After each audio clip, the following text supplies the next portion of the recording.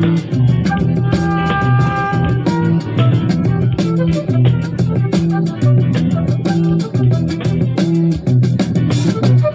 will not be able to stay home, brother. You will not be able to plug in, turn on, and cop out. You will not be able to lose yourself on Stag and skip out for beer during commercials because the revolution will not be televised. The revolution will not be televised. The revolution will not be brought to you by Xerox in 4 parts without commercial interruptions. The revolution will not show you pictures of Nixon throwing a bugle and leading a charge by John Mitchell, General Abrams, and Spyro Agnew. From the Harlem Sanctuary, the revolution will not be televised. The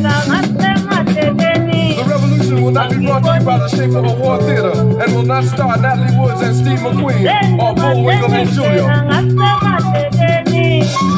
The revolution will not give your mouth sex appeal. The revolution will not get rid of the nubs. The revolution will not make you look 5 pounds thinner because the revolution will not be televised, brother. There will be no pictures of you and Willie Mae pushing that shopping cart down the block on the dead run or trying to slide that color TV into a stolen ambulance. NBC will not be able to predict the winner at 8:32 on the court for 29 districts. The revolution will not be televised. There will be no pictures of pigs shooting down brothers on the instant replay. There will be no pictures of pigs shooting down brothers on the instant replay. There will be no pictures of Whitney Young being run out of Harlem on a rail with a brand new process. There will be no slow motion or still life of Roy Wilkins strolling through Watts in a red, black, and green liberation jumpsuit that he has been serving for just the proper occasion. Green Acres, Beverly Hillbillies, and Hooterville Junction will no longer be so damn relevant, and women will not care if Dick finally got down with Jane on Search for Tomorrow, because black people will be in the street looking for a brighter day. The revolution will not be televised. There will be no highlights on the 11 o'clock news and no pictures of Harry armed women liberationists and Jackie Onassis blowing her nose. The theme song will not be written by Jim Brown or Francis Scott Key, nor sung by Glenn Campbell, Tom Jones, Johnny Cash, Engelbert Humperdinck, or The Rare Earth. The revolution will not be televised. The revolution will not be right back after a message about a white tornado, white lightning, or white people. You will not have to worry about a dove in your bedroom, the tiger in your tank, or the giant in your toilet bowl. The revolution will not go better with coke. The revolution will not fight germs that may cause bad breath. The revolution will put you in the driver's seat. The revolution will not be televised, will not be televised, will not be televised, will not be televised. The revolution will be no rerun, brothers. The revolution will be live.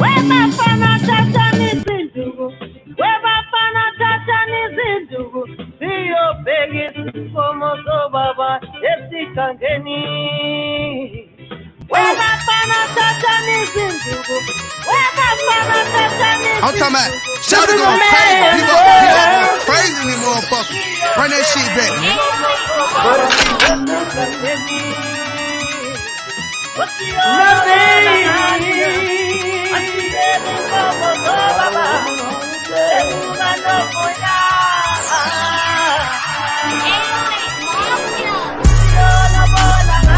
Man made the car.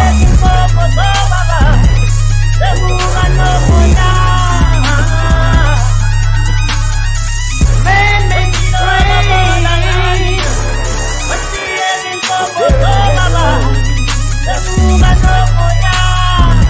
Man made the electrolyte.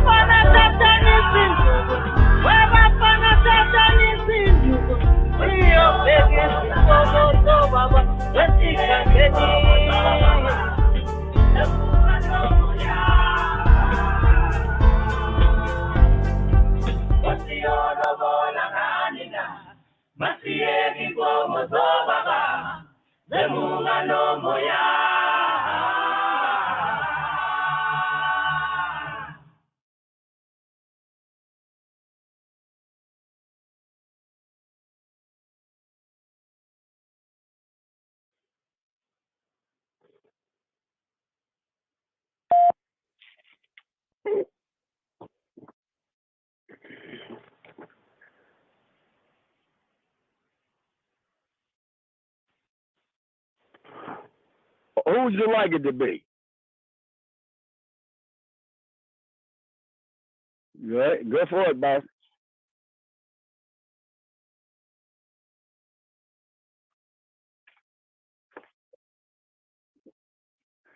Yeah, you're gonna talk to me about this. I'm gonna see now if he has a shred of integrity based upon what happened yesterday. We're gonna find out.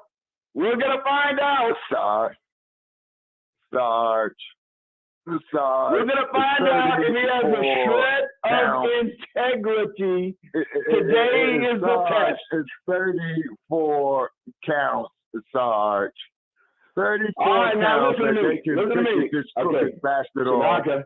And then the Shabaka. sad part about it is, Sarge, they didn't remand his ass to custody. Now something Shabaka. is freaking wrong here. Shabaka. Yes, Shabaka. Yeah. Now, listen to me now. I know you want to gloat. Okay. I can understand why you hate Donald Trump.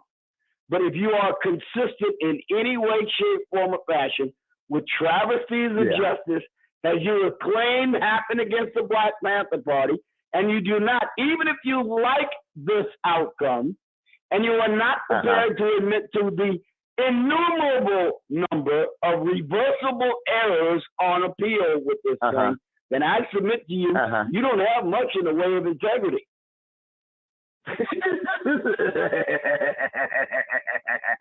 And I mean every single syllable I said. Okay, Sarge. Now, one thing about you, Sarge, you do stand on your own square. Although, Sarge, you don't have a bucket to piss in on this one in the window to throw it out of. Oh,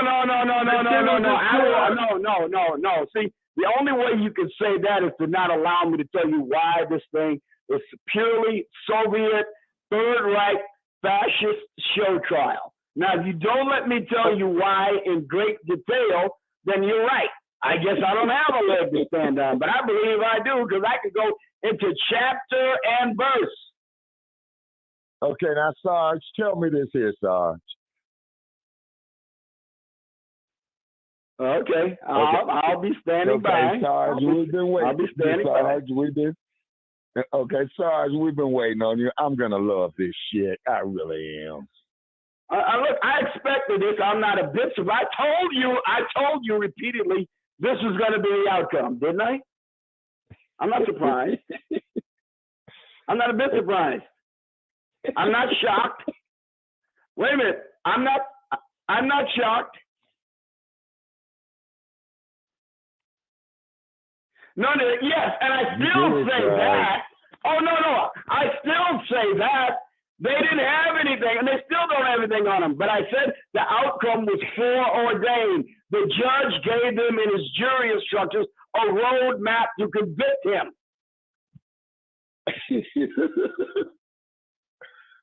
What? Now, Sarge. Okay, now, Sarge. Now, Sarge. Oh, no. I'm completely consistent. Completely. Now, I did not say that. I said repeatedly, the best he could know. No, sir. I said the best he could hope for was a hung jury, and I said a hung jury was unlikely. Yeah. I said the only two outcomes for this trial was a conviction, more likely than not, and highly unlikely a hung jury. I said it repeatedly. You cannot say I said it. I know I did. Okay, but Sarge. I said no such thing. Sir, you were not listening to me at all. I defy you. I'll put $1,000 on the line. I will put $10,000 on the line. I want you to go back to any show where I have a time on this matter. And if you hear me say anything to that effect, I will give you $10,000. You don't have to give me a thing. You ain't going to put up nothing. Sarge. I never said that.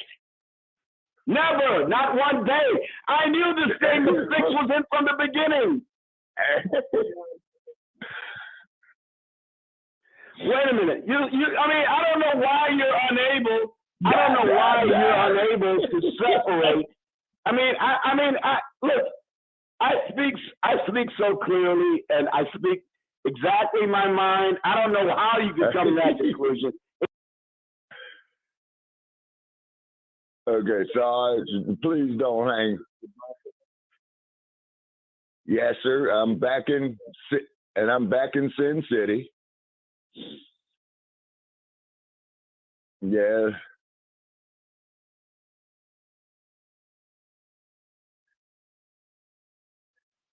Yes, sir. Yes, sir. Right. Right. Yes, sir. Yes, sir. Oh, yeah. Yes, sir. Yes, sir. Yes, sir. That is a fact. Yes, sir.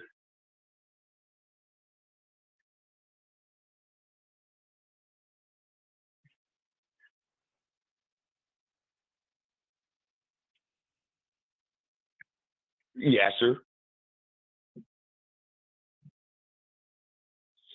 Yeah. Yes, sir. Yes, sir. Yes, sir. Yes, sir.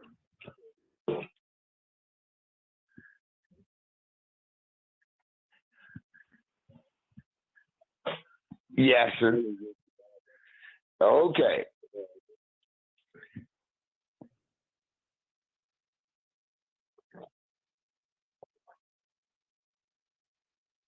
Okay, we're going to give Sarge the floor for 10 minutes. Now, Sarge, you got the floor for 10 minutes, Sarge.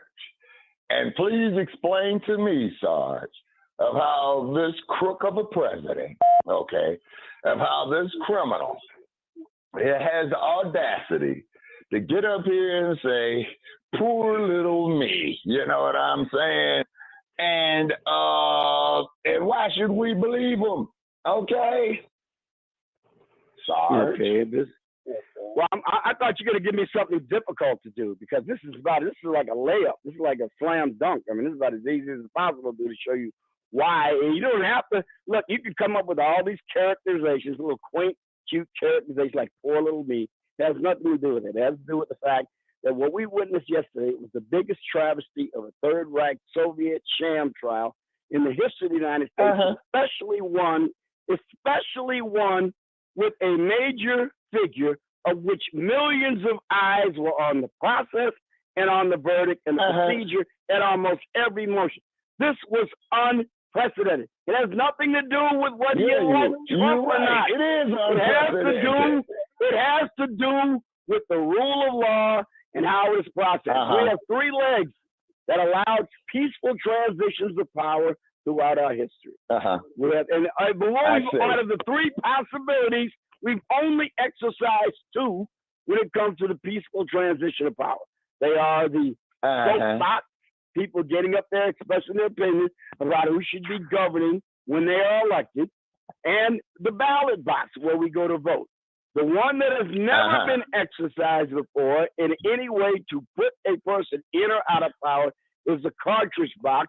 And the reason why is because the other two have always been open. This trial was a clear example of negating the first two and inching this country toward the likely outcome of the cartridge box deciding who will govern this country. This was something you should not celebrate at all, unless, of course, you like chaos, violence, and destruction.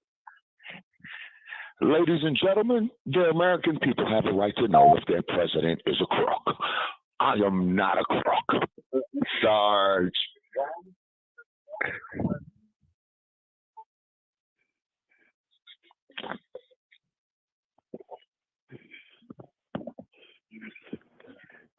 No. Okay. All right.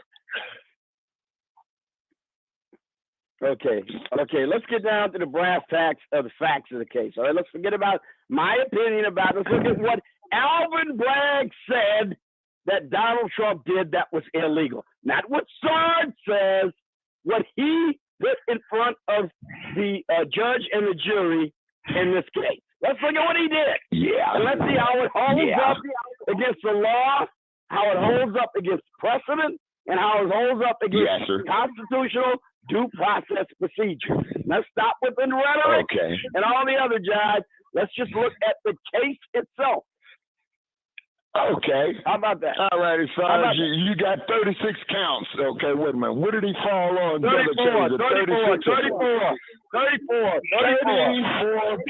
Now, riddle me this here, Sarge. Riddle me this. Okay, before you get started, because we're going to give you the floor, man, for at least 10 minutes. Okay, because I'm enjoying this shit, Sarge. I ain't no sense in me lying to you. Okay. Well, you can enjoy it and acknowledge what a travesty it is. You can do both if you have an ounce of intellectual integrity. You can enjoy it and say, well, I like the outcome, but I'm agreeing it was all a bunch of bullshit.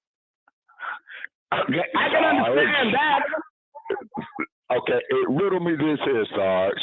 Why was he not remanded to custody? Is because I've seen cases in Los Angeles County. Hold on, Sarge.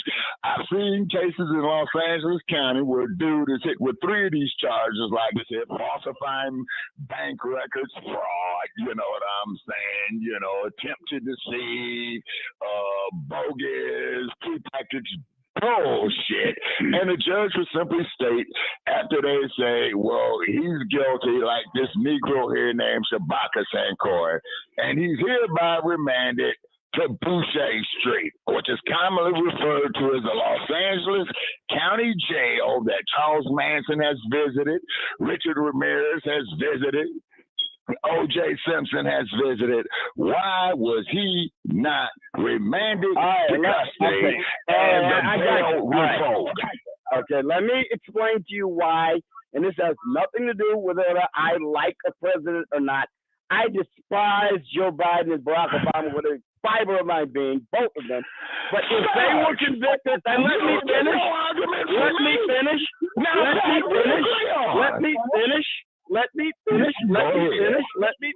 All right. I despise them with every fiber of my being. Nothing would please me more than to see them convicted of any of the innumerable crimes they have committed as President of the United States. But if they were to incarcerate them where they could be vulnerable to kidnapping, torture, and extortion, would be a national security issue, because unless you're going to lobotomize them, they retain in their memory, even that senile bastard Biden, things that could harm the United States. So it's a national security issue. They have to be confined in a place, if they are, where they can be totally secured for that reason alone. Okay, and I know just a place, Sarge. I know just a place where they need to take Alcatraz, maybe. We like to revive Alcatraz. You're damn right, Alcatraz. Okay. On the rock. Okay. By themselves. The place ain't been open in over 60 years, so you got rats and eagles and seagulls shit all over the place. Okay, the ice might halfway. All right. But he will be secure. Okay, Shabaka, let's close with this. Let's not spend a lot of time on this. You know perfectly well why they can't do it. First of all, the Secret Service is going to have some say in this, even if he was convicted in New York State trial. Because there's a conflict between federal obligations and this verdict. That president must be secured. And especially somebody like Donald Trump with an eidetic memory. What do you do? Give him a lobotomy so he doesn't know anything? So no, they're not going to be able to do that. So first of all, it's a national security issue. Secondarily to that, after that, it would be a matter of national prestige. Whether you like him or not, the man was a former president of the United States. That cannot be allowed to happen. You can't put him in jail box so somebody can shank him. Come off it now. Stop it. I expect you to act like a grown-up. What? Yes. Sarge. Yes. Now, Sarge. All right, I understand all that. I'm conceding all that from the beginning. I'm conceding that that's what you guys believe about him. Okay, so we don't need to discuss that. And like you said you're going to give me 10 minutes anyway. All right, you got 8 minutes more to go, Sarge. And I won't need 10 minutes. I won't need 10 minutes. I won't need it. But I got it. I won't need it. But here's why. Okay, now look. Here's what it is. Now Trump was facing a charge where he was charged under a state misdemeanor. Now the statute of limitations on this charge, making false bookkeeping entries, expired years ago, like 3 years ago. It expired. Okay. Now it was zapped back to life. It was zapped back to life into 3 dozen or so felonies on which he was convicted of 34 by claiming that bookkeeping violations, hiding payments to Stormy Daniels to ensure her keeping quiet about an affair with Trump, were committed to hide another crime. What is the second crime? You realize at this point, we still don't know exactly what it was because the judge gave him a roadmap to convict him. They said they didn't even have to come to a unanimous verdict on any of the 3 predicates that created the rationale for the second crime. They said that if 4 of them agreed on one of the 3 things that he might have been charged with, the second crime, the falsification of records, the secondary crime, which we still don't know what it was, and then the criminal intent thing. They said if 4 of them agreed on one of those 3, the other 4 agreed on the other second 3, and the third agreed on the third 3. 4 times 3 is 12. Voila, we've got a unanimous verdict. That's what the judge gave them in the jury instruction. That's what he did. Now we got a little case called Supreme Court United States versus Richardson, where in a criminal prosecution, the Supreme Court, not Sarge, the Supreme Court said that a jury verdict must be found to be unanimous on any of the predicates in a continuing criminal enterprise.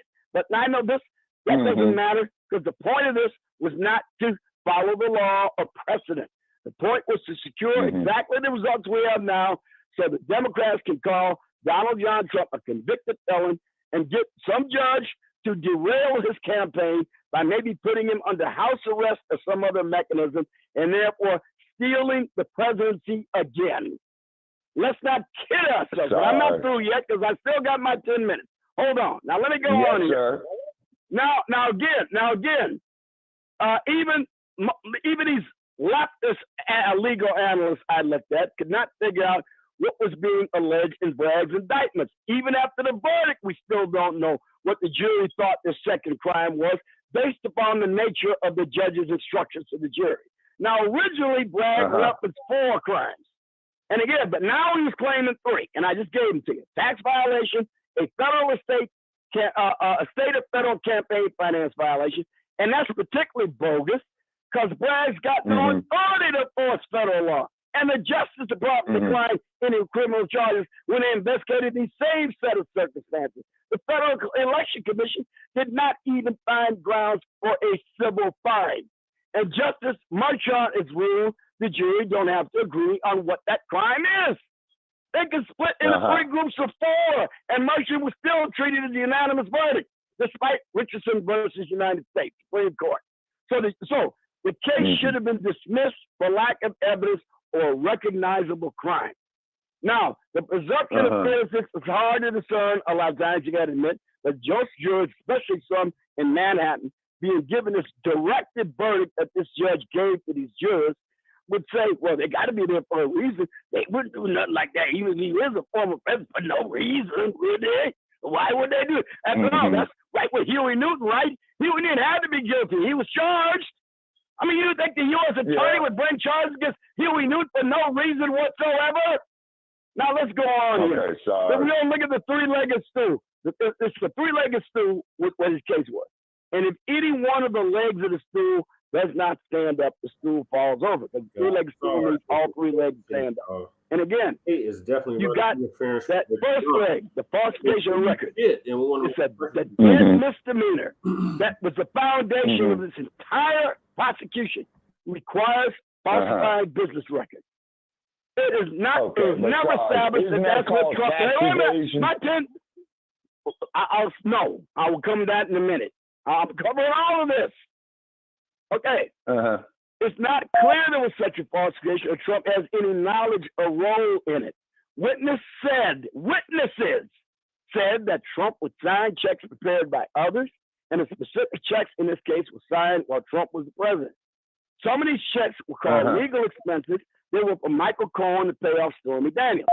Jeffrey McConney, the Trump Organization comptroller and senior vice president, testified under oath that it was not Trump who designated these payments as legal expenses. The corporation used a drop-down menu where any payments to lawyers, no matter what they were designated as legal expenses. Now, there is a reason why the payments were listed as legal expenses.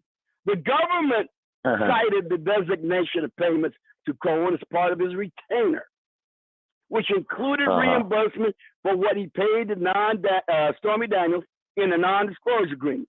But that designation, came about because Cohen had a set to with the Trump Organization chief financial officer, this guy named Alan Weisselberg.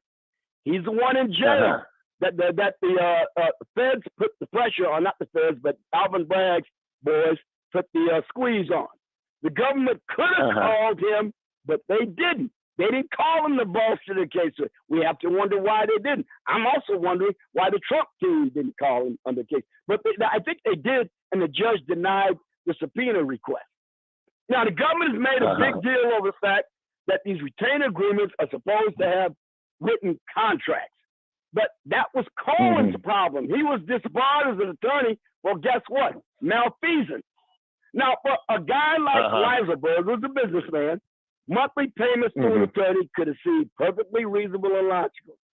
And once again, there was no evidence introduced in the court that Trump knew how these payments were denoted. He's busy with a lot of things. That's what he's got lawyers for. Now, look, the secondary crime, this is the next leg of the stool, the secondary crime. The government's got to show any falsification was done to further another crime. And that's where the feds kind of screwed up. Trump team, I think they failed to drive home that a non-disclosure agreement is common and ordinary in political, business, and entertainment circles.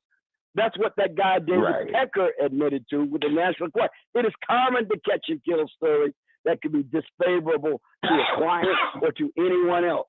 It's not unusual. Sarge. And wait a minute now, my 10 minutes ain't up. Kevin Keith Davidson described the non-disclosure agreement as routine.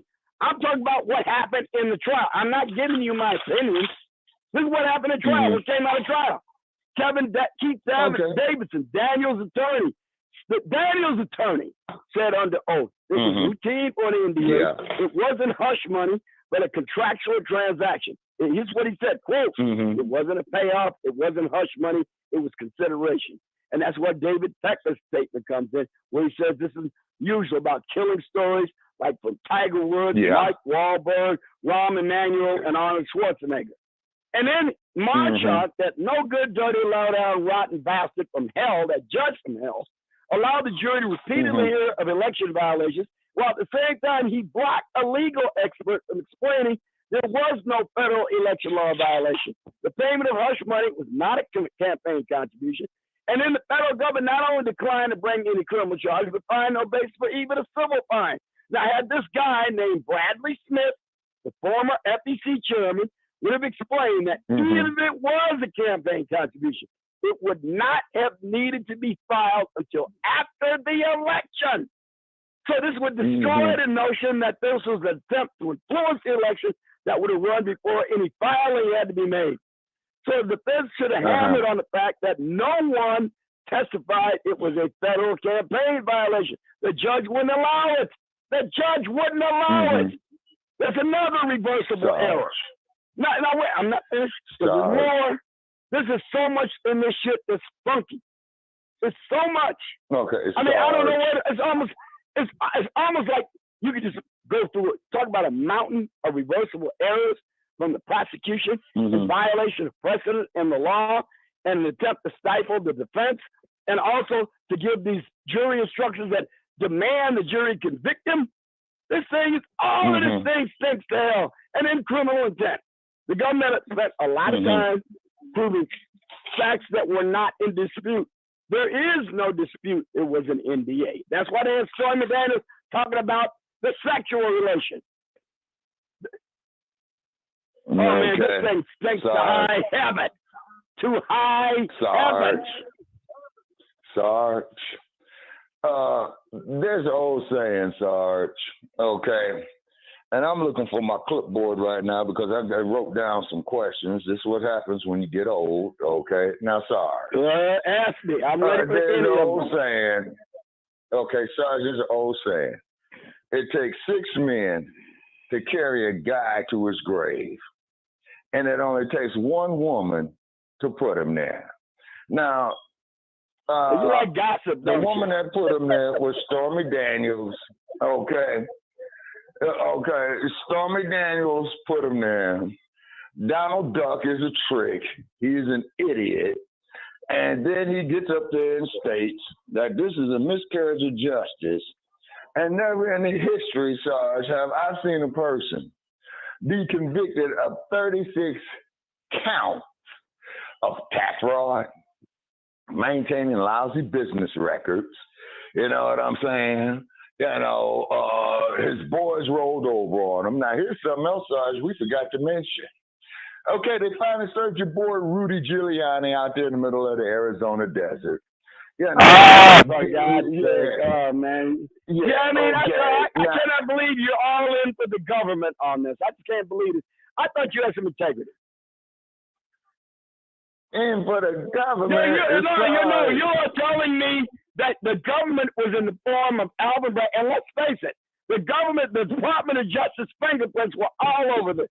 This guy, Colangelo, was a former Department of Justice staffer who left the Department of Justice to collude with Alvin Bragg's staff on this prosecution. He was sent there by the Biden administration for that purpose. Alvin Bragg went to the White House, signed in on the visitor's log, and had meetings with the Department of Justice. Sarge. And you're all in for this? Sarge. And now here's something else. Okay, now here's something else that's even more redundant, Sarge. Okay, that I just I notice you're not responding to any of this because you don't have a response. Sarge. Okay. My response is everything this, everything I just said has a factual basis. It's not an opinion. We know Colangelo was a former DOJ employee. He left the DOJ to step down and work on this case with Alvin Bragg. Now, that should tell you all you know right there. All you need to know.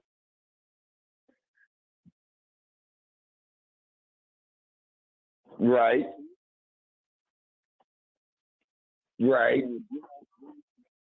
For murdering that man on the subway. He's still under charge. He's not. He wasn't cleared or acquitted of those charges. They're still pending. Sarge.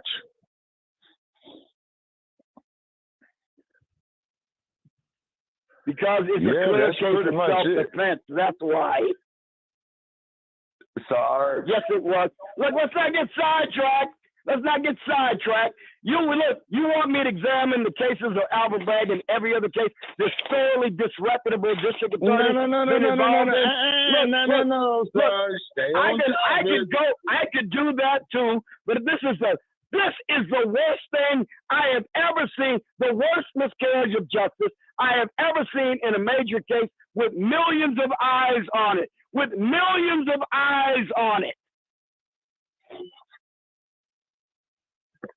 Now, wait a minute. See, that's what I keep saying. Every time y'all bring me a case, I ask you what happened. Sarge, you just give me something. What? We're bringing you 36 cases. Okay, now you want to change the subject, don't you? See what I mean? You don't have a response to anything I have said, so now you have to change the subject. I got a response to everything you said. The son of a bitch, guilty. A jury found him guilty. There's nothing more to be said, is there? Sarge, you know, I know. That is your whole argument, Shabaka. That is your whole argument. A jury found him guilty, so therefore there's nothing more to be said about the matter. Sarge, what's gonna happen is that he's gonna take this bullshit ass case to the U.S. Supreme Court, and they're gonna overturn every last conviction. Yes, they will. Now, but you know what? In the meantime, they get to derail him from taking the presidency. They could derail his campaign. They could put him under house arrest. He's gonna run as a president under house arrest.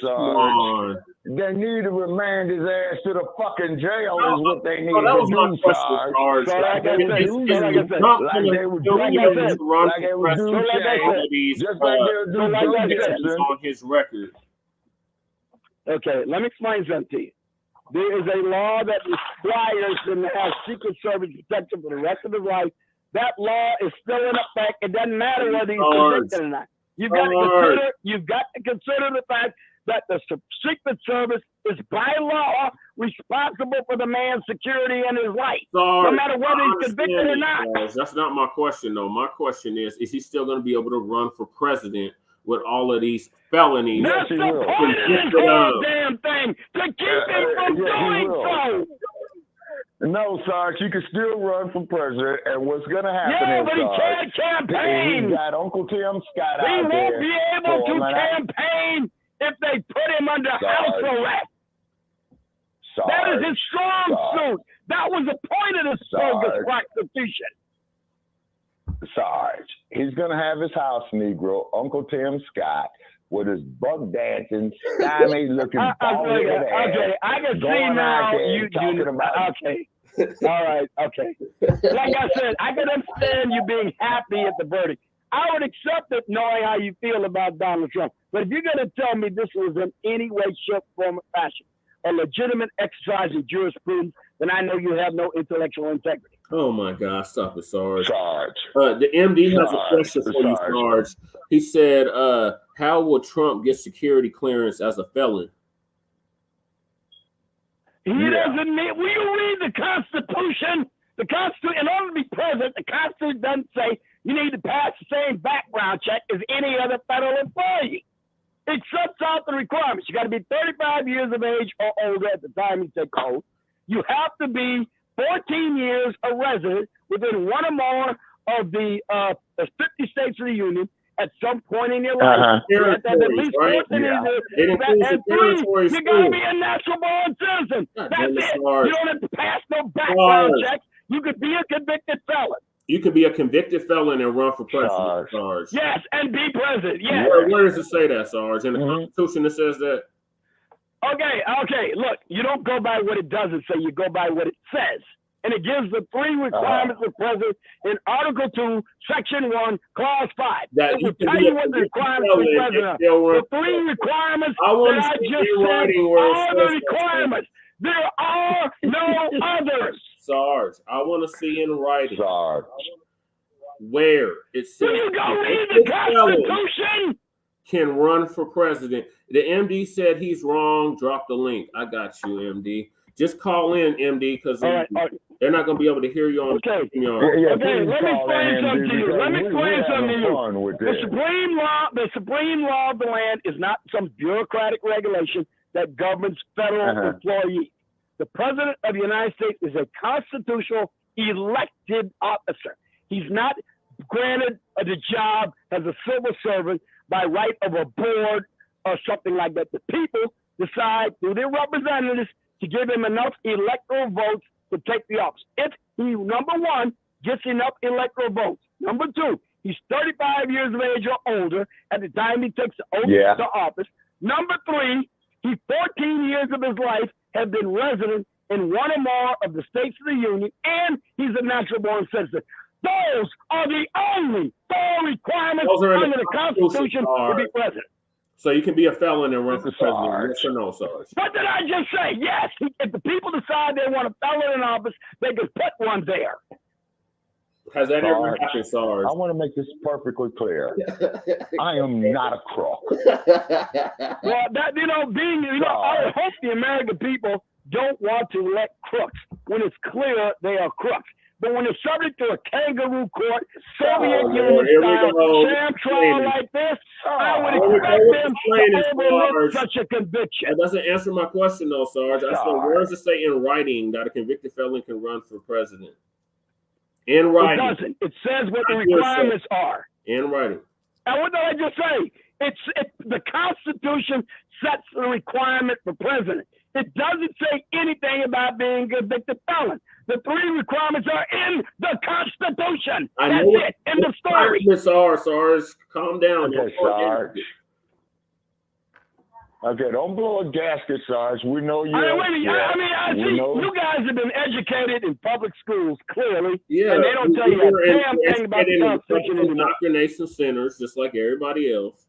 We didn't have the luxury of going to school. And what they should tell you to do is read the Constitution. Because the supreme law of the land is not a statute. The supreme law of the land is the Constitution of the United States. It says so in Article 6.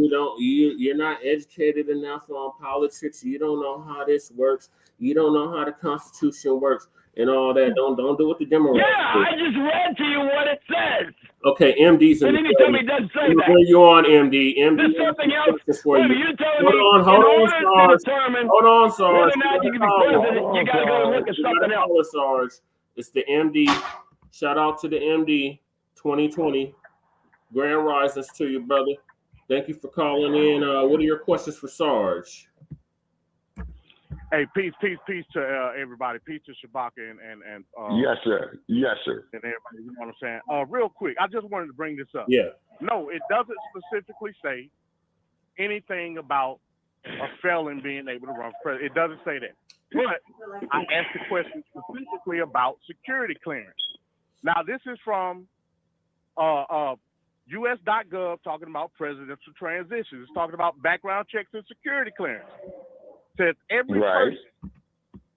every person duly elected or hired in a federal job must undergo a background investigation in order to see the levels of security clearance in office. Now, I ask the question again. If Trump is a convicted felon at the time that we're hypothetically saying that he becomes president, how will he pass the background check in order to get security clearance? I'm going to answer that question. It's very easy. The Supreme Court has already said so. And by the way, sir, and answer your what is written down, it was written down in Department of the Navy versus Egan, 1988. They said once that official is elected, that official has plenary, meaning utter, complete, total, absolute control over any classified information retained by the federal government, period. So once he's elected, he has access to any information, and no bureaucrat, no law can gainsay his access to them. That's from the Supreme Court. Read the Supreme Court's finding in Department of the Navy versus Egan, 1988. Okay, now sorry. All right. Okay, the part. I'm sorry. Go ahead, MD. No, I was just saying. Okay, I got to look up that case file and check that out. But I'm just going off of what the U.S. government said. The U.S. government is talking about everyone who works for the president. All authority. Wait a minute. All executive branch authority derives from the president. All of it. Okay. Not sorry. Lars, Lady Che wanted me to relay this message to you. She said, that nigga, meaning the dump, as in human shit, and we want to make that perfectly clear, will not be the president of this here United States. If he doesn't get the electoral votes and the Congress does not certify them, you are correct. So if he does, then he will be, and he is. Oh my God. So, Sarge, you know, Colorado tried to take him off the ballot, right? These mugs are saying that they on what grounds? On what grounds can you take him off the ballot? Because he's a convicted felon. Again, just telling you, again, here we go again with this 14th Amendment. What did the Supreme Court just rule? What did the Supreme Court just rule 9-0 with ballot access in the state of Colorado with the 14th Amendment? Do you guys pay attention to anything? God damn it, Sarge, can I get a word out? They're saying that they can justify it because he's a convicted felon now. If it was one felony, it'd be one thing. They better go read the Constitution again, because they'll be making it up on the fly if they do. Okay, Sarge. And I'm sure MD20 will agree with me. And yeah, one felony might be about this one here, MD20. Sarge. Okay. 34 is a no. Sarge. You guys are hung up on the sex. See, the framers of the Constitution, in their infinite wisdom, knew that anybody could be subject to a travesty of justice, like we just saw. They didn't want that to be a requirement for the president. They wanted the people to be able to make that decision on their own. Then it's up to the people. Yes, it's up to the people. He didn't even win the popular vote. They can decide. Look, the voters the electors can decide whether or not the conviction disqualifies him. The electors are free to decide that a conviction disqualifies him on their own, but there is no constitutional impediment. Sarge, you don't want to sink in ship, Sarge. Yeah, no, man, I'm telling you the facts. On some water. You guys, this whole thing is lawless. There is no constitutional basis for it, and that's the way they're operating. They are lawless. Okay, so can you please get to the anytime for the show? Okay, Sarge. Now, here's something else, and I want to know what your thought is on this here too, MD. Okay, Uncle Tim Scott, chief ass scratcher, Yassa boss, stymie looking type individual. Oh my God, yeah. He's still up here talking about that he is supporting the dump, and he states that America is not a racist country. Okay, you see, Sarge, this is why we created the hashtag called Resurrection of the Mental Dead. And this is why, Sarge, today's subject is that the brain dead refuse to be resurrected. Yeah. Now, let me repeat that. The brain dead refuse to be resurrected.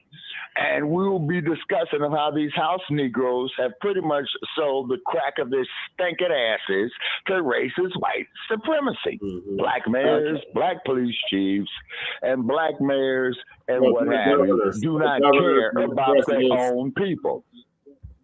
Okay, well, now I'm not going to argue with you about that. I agree with you there. Whoa. Okay, Sarge, look at Uncle Tom Bradley. Look at Willie Brown. Look at Webb. Look at Brandon Johnson. Look at Eric Adams. Okay, yeah, John Hancoon there, former mayor of Denver. Okay, and they are so more concerned about Massa that they are more concerned about Massa than their own well-being. Now, let's look at Wilson Good. Who ordered the bombing of a whole neighborhood to go after 40 years? No, 40? Yeah, 1986. Okay. Yeah. See, now let's look at that. 85. Yes, sir. 85.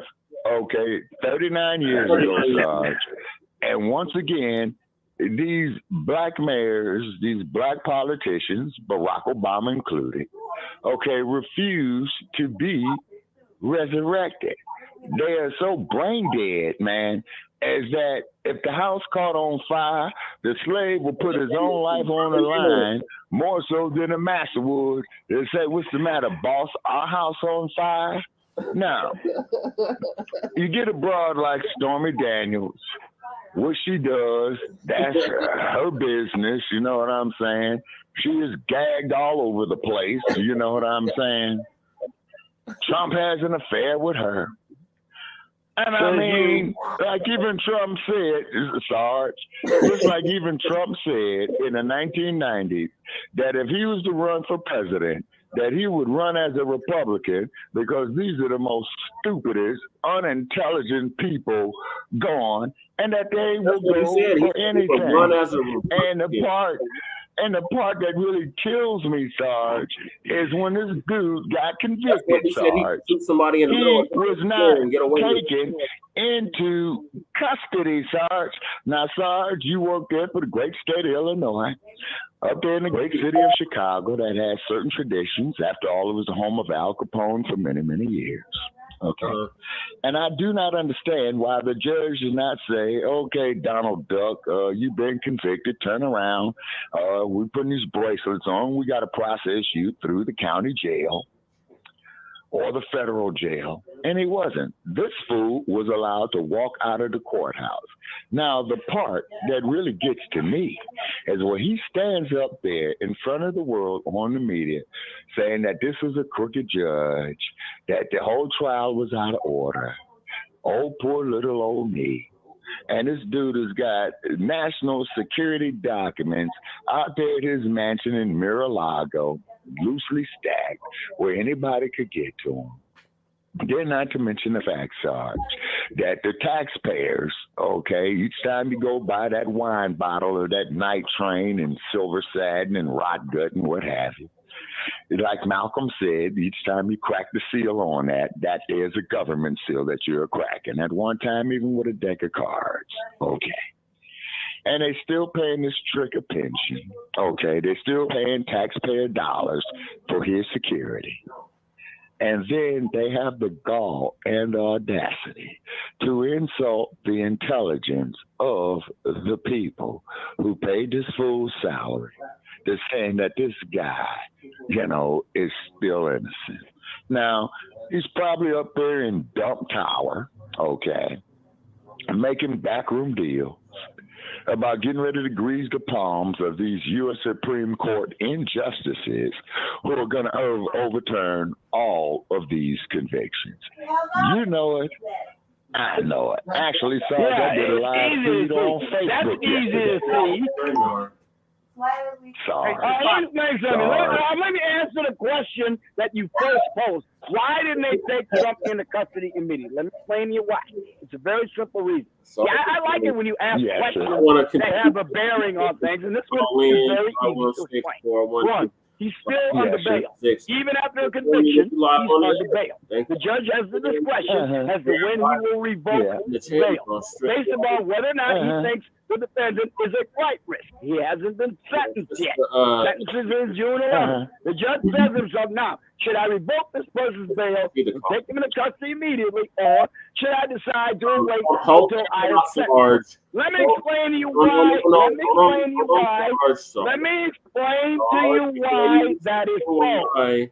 We have a caller. I think it's Sister Akshita. Greetings, Sister Akshita. Just press 1. And we'll put you live on the air, and you can duke it out with Sarge. And we got the MD joining us as well. Go ahead, Sarge. Yeah, okay. All right, now let me explain to you why that is so. Because you just heard the other day, you had Eric Adams get up there with his Department of Corrections chief, explaining how they were coordinating with the Secret Service as to how such a thing will be handled. So they've got between now and June 11th to make any such preparations should it come to that. There's no way those Secret Service agents sitting in that courtroom were going to let those bailiffs put the cuffs up and take him away where they don't know where the president is. They would have had a fight for his body right there in the courtroom. And New York understands this. That's why you had that announcement yesterday or the day before yesterday about what they're going to do if there's a conviction. Even they understand it if you don't. So let me tell you what I understand. So he go just ahead, admitted MD. to the two-tier justice system. Basically, that's what Sarge just did. Yes, in this respect, there is, because there's a national security issue at stake. He's not like anybody else in that respect.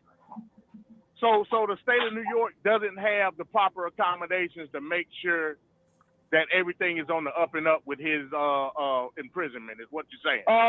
Sir, did you not hear the New York public officials essentially admitting to this?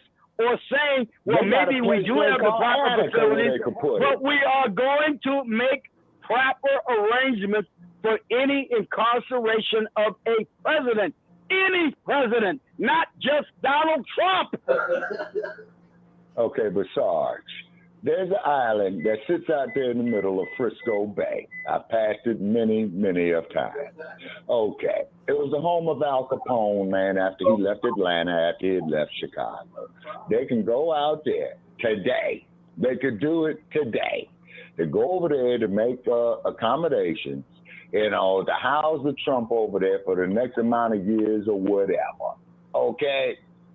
And he'll be there all by himself. The only thing that'll be keeping him company is seagull shit, cold wind, and he has a nice view, Sarge, of two historical places. The Golden Gate Bridge and San Quentin. Okay, see, Shabaka, you seem to think I'm making some kind of call because I like Donald Trump and I want to see him elected as president. You're trying to say that I'm making some kind of subjective interpretation of this matter, and I am not. I am telling you, any president who retains a memory of all the thousands of classified information he's seen over the course of his career is a national security threat to the United States if he is seized and harmed. Don't you understand that? Okay, sorry. That's why, look, so whatever, wait a minute, one more thing. So whatever accommodations they make, the Secret Service is going to have some say-so in how he is secured. Sorry. That's all. If it's at Alcatraz or anywhere, they're going to want to ensure that the institution itself cannot be seized so the president can be seized and tortured on public TV and made to reveal what it's a national security issue. For God's sake. Sarge. That is right next to Silicon Game Valley that has artificial intelligence, and they can go up there and protect that trick. Donald Trump is a trick. All right, fine. See, Daniels. Okay, fine. At least Trump now you are suggesting things. At least now you are suggesting things that can be done to ensure his security and his safety. Fine. I'll go along with that, Shabaka. I know you just want to be vindictive. I know you just want to be vindictive, but this is more than you and me and who we like or we don't like. Sarge. Let's hear from Sister Akshita. Greetings, Sister Akshita. Thank you for joining us. Y'all had a great show last night. I was listening to the playback after I hopped off. What are your thoughts on this conversation that Sarge and Shabaka are having in MD? Well, good morning. Greetings to everyone on the show, and a special hello to you there, Sarge. It's been a while since we've been on the show together, and I'm always hearing you're AWOL or MIA. They do that. Yes, ma'am. Yeah, he's AWOL. We thought he was gonna go AWOL. We're actually kind of proud of him. He called in today. Oh, I'm ready for this fight. I am down for this fight. I'm loving to have this fight. And there's corner. Ding, ding, ding, ding, ding. Let's get ready to rumble. By the way, you notice I haven't even begun yet to discuss the political aspects of this conviction. But go ahead, sister. Go ahead and finish your point. No, I just wanted to say I'm here to listen in on your opinions and your take on the whole thing. I'm here to support the show and all of that. So I'm just waking up, really. So I'm just here to really just listen in on what y'all got going on. And, Akshita, this is a Sister Akshita, this is a blockbuster, Your Majesty. You know what I'm saying? Because Sarge is an avid Dunk supporter. Sarge has egg all over his face. And Sarge, I'm not going to torture you. No, I don't. I accepted this outcome. I'm not a bit surprised. How many times I got to tell you? I told, and that's what bugs me about you, Shabaka. You know damn well I said over and over again, I expect a guilty verdict with a highly less likely outcome of a hung jury. I said there was no way. I repeatedly said that. There was no way he was going to be acquitted outright. Yes, you did. Okay, so I don't have egg on my face. I've been preparing for this verdict. Sarge. Okay, Sarge. Now, I'm going to tell you who does have egg on his face, and that's yours truly, because I did a live feed yesterday, and it was uncensored. Yeah. And I was willing to bet my last $22 that I won over here in this casino the other night, okay, that he was going to beat the whole rap. I was amazed that he got convicted. Who was that naive? Who in the hell was that naive to believe that? You. The fix was in from the beginning. The fix was in from the very beginning. Oh, Lord, the fix was in. Oh, yeah, Trump is all about the fixes. You're right about that. It blew No, up in his I'm face. talking about Judge. But you know the way they selected Judge Marshawn? They did not do what they normally do. They put the judge's name in the drum. They rotate the drum, and they pick a name out of the drum. That's not what they did. He was specifically assigned Just like to they the used state. to do the draft lottery. A man whose daughter is a Democratic fundraiser, and it was literally profiting off of the conviction of Trump and has a stake in his conviction. And he didn't recuse himself despite that. You knew the fix was in from Jump Street. That's no crime. The same way Clarence Thomas, a Supreme Court justice, can be paid to hold events for Republicans. There's no crime in that. Exactly. Wait a minute. To back up now. See, you're making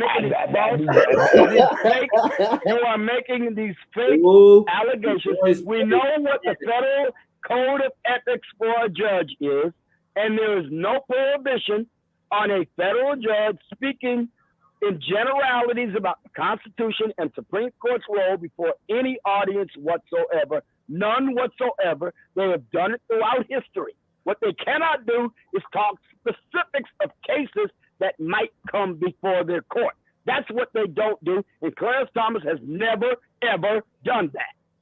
I didn't say that. Okay, but Sarge. he has spoke at Republican events and got paid very handsomely. And there's no prohibition against it.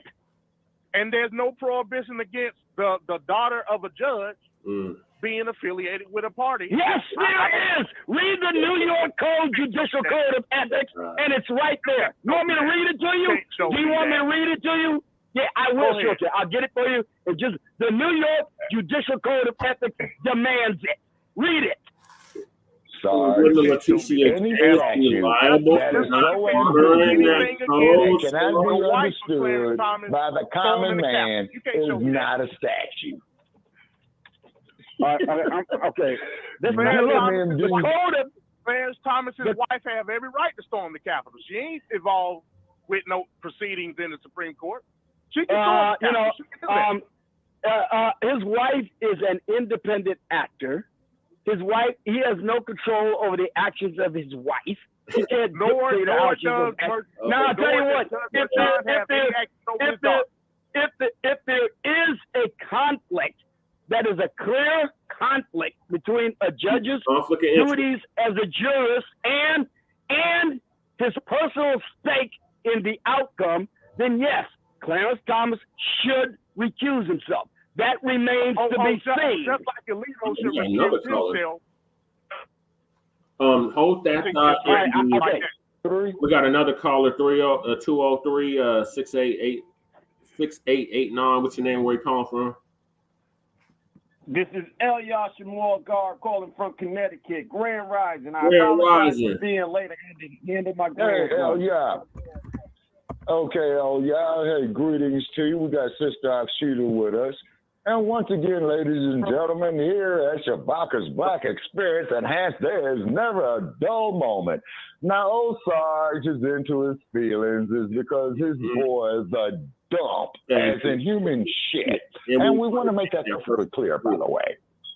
And, to 36 falls, man, you know what I'm saying? And Sarge is trying to say that this is a witch hunt. Sarge is saying that Donald Duck, is a fine, upstanding citizen. Okay.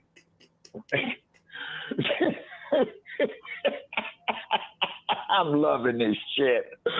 Shabaka, I don't have to believe that a person is even a fine, upstanding citizen to recognize judicial and prosecutorial malfeasance and misconduct. I have seen cases reversed against the worst goddamn criminals you can imagine because the government did not do its due diligence and give the defendant their Fifth Amendment due process rights. It's got nothing to do with whether you or I think. It's got nothing to do with whether you or I think that a person is a good guy or not. Did they receive proper due process? Will always be the question. And by the way, I'm looking right now. I can read. Hey, wait a minute. I can read right now from the New York Judicial Code of Ethics, which says why Judge Marchand should have removed himself. Would you like to hear it? Oh, Lord. Go ahead. No, but before you do that, Sarge, I want to say this. I'm going to tell you another judge who should be disbarred, two of them actually, and they should have their law degrees shredded as well, too. That's Janine Pirro and Judge Judy. Ooh. The day that I get hit with a case before Judge Judy, I will recuse her stinking ass. The same thing with that Jane Perino or whatever was that bimbo. Gutfield, your sorry ass is welcome to call in too. Okay. All right. Well, I'll tell you what. You can call in too. Okay. Well, I tell you what. Whenever you're ready to hear the New York courts rules of the chief administrative judge for the New York State Unified Court System, just let me know. And once you hear them, you will understand why Judge Marchand was obligated to recuse himself from this case, and he didn't. I want to hear it. Okay. Go ahead, Sarge. Yeah, I want to hear that, Sarge. Go ahead, Sarge. All right, first of all, they have terminology, section 100.00. Terminology. The following terms used in this part are defined as follows. And they go on down to explain court personnel and all this other stuff. And then they tell you what a member of the candidate's family is, a member of the judge's family. J, section J. Member of the judge's family denotes any relative of a judge by blood or marriage, or a person treated by a judge as a member of the judge's family who resides in the judge's household. And members of the judge's family, section I, denotes a spouse, child, grandchild, parent, grandparent, or other relative or person with whom the judge maintains a familial relationship. Now, we got that. Now that we've established what that is under the Code of Ethics, let's go down to section 100.3. Section 100.3. A judge shall perform the duties of judicial office impartially and diligently. They got judicial duties in general, adjudicative responsibilities, and here's what it says with regard to ex parte communications and all this other stuff. And let me see. Here we go. A disqualification. Okay. A judge shall disqualify himself or herself in a proceeding in which the judge's impartiality might reasonably be questioned, including but not limited to instances where you got A, that doesn't apply, B, that doesn't apply, C, that doesn't apply. Here we go with C. Oh, the judge knows that he or she, individually or as a fiduciary, or the judge's spouse or minor child, has an economic interest in the subject matter of controversy or in a party to the proceeding, or has any other interest that could be substantially affected by the proceeding. This woman, his daughter, has raised hundreds of thousands and millions of dollars off of the outcome of the case and is advertised as such on her social media platforms. You can't prove that. All you can prove. Here we go again. This is what I mean. He said there was no such thing. I just read you something that says there is. It's not a law. It is an ethics violation. It's not legal. So it's going to have to go before the ethics board. Got nothing to do with Marchand's daughter. She wasn't involved no type of way monetarily directionally with this case. So in other words, she'll be able to raise more money as a result of the conviction. He has an indirect stake in the conviction of Donald Trump. That is the reason for that ethical rule. Don't they have a? What you just said is the very definition of a witch hunt. You trying to do the very same thing. I mean, now you just turn the truth on itself. They doing the Trump. Do you see what you just did? You turned the truth on itself. No, I didn't. Because you can't. I just read to you what the ethics are. I had just established that his daughter has a stake in the outcome of the trial. Marshawn is aware of this. That's crazy. So Judge's daughter has a stake. Okay, all right, okay. If you don't see what is wrong with this, okay, if you don't see what is wrong with this, then I understand why the corruption runs so deep. That's all I got to say. We don't agree. I will accept that we don't agree. I will simply accept that we don't agree. We can move on now. Sarge. Oh my God, Sarge. Face the fact that your boy took a fall. Face the fact that the all right. Okay, but when people keep raising these points and say that this is that and this is that and there's no other contravening facts to the contrary, I say, oh yes, there is. Look at the New York State Code of Ethics for judicial officers, and you'll see that there is. Is she a judicial officer? Sarge. The judge is, but it's his daughter. What did I just say? His daughter has a stake in the outcome of the trial. She is his daughter. Okay, so just because she's a daughter, she is benefiting from Sarge. A daughter has a stake in a guilty verdict. Okay, Sarge. You could prove him. Donald Trump, man. Sarge, you can't prove that. Thing that they yes, sir. This is the same thing that they tried to do. No, this is the same thing that they tried to do with the whole James Comey situation with Andrew McCabe. They tried to say that his wife was some type of way directly involved because she was running a Democratic campaign. She ain't had nothing to do with none of that. Mm-hmm. This is a tactic. Oh, yes, it did. Oh, yes, it did. Man, and they were able to establish that it did. Yeah, with Mr. McAuliffe. Yeah, with Mr. McAuliffe, the governor, and her appointing him to a position, you're damn right it could be inferred that it did. So they try to use they do whataboutism, Shabaka. They try to use these situations. No. I'm not doing whataboutism. I'm looking at the facts of this case and only this case. You are the one who is trying to do the whataboutism, not me. I'm looking at his daughter having a stake in Donald Trump's conviction, being able to profit immeasurably from it, and this judge saying he didn't think he had to recuse himself from the case. That's not whataboutism. Sarge. You know what Donald does Samuel Alito need to recuse himself from the immunity case? What? Does Sam Alito need to recuse himself from the immunity case? What are the grounds that you maintain that he needs to? Give me your argument. Let me hear it.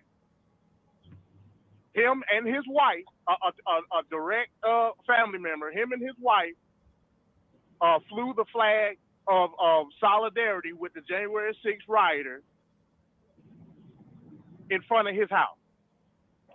They flew a flag that has historical antecedents long predating January 6th. In fact, they go back to 1773. Oh, Lord. Okay. So if you want to say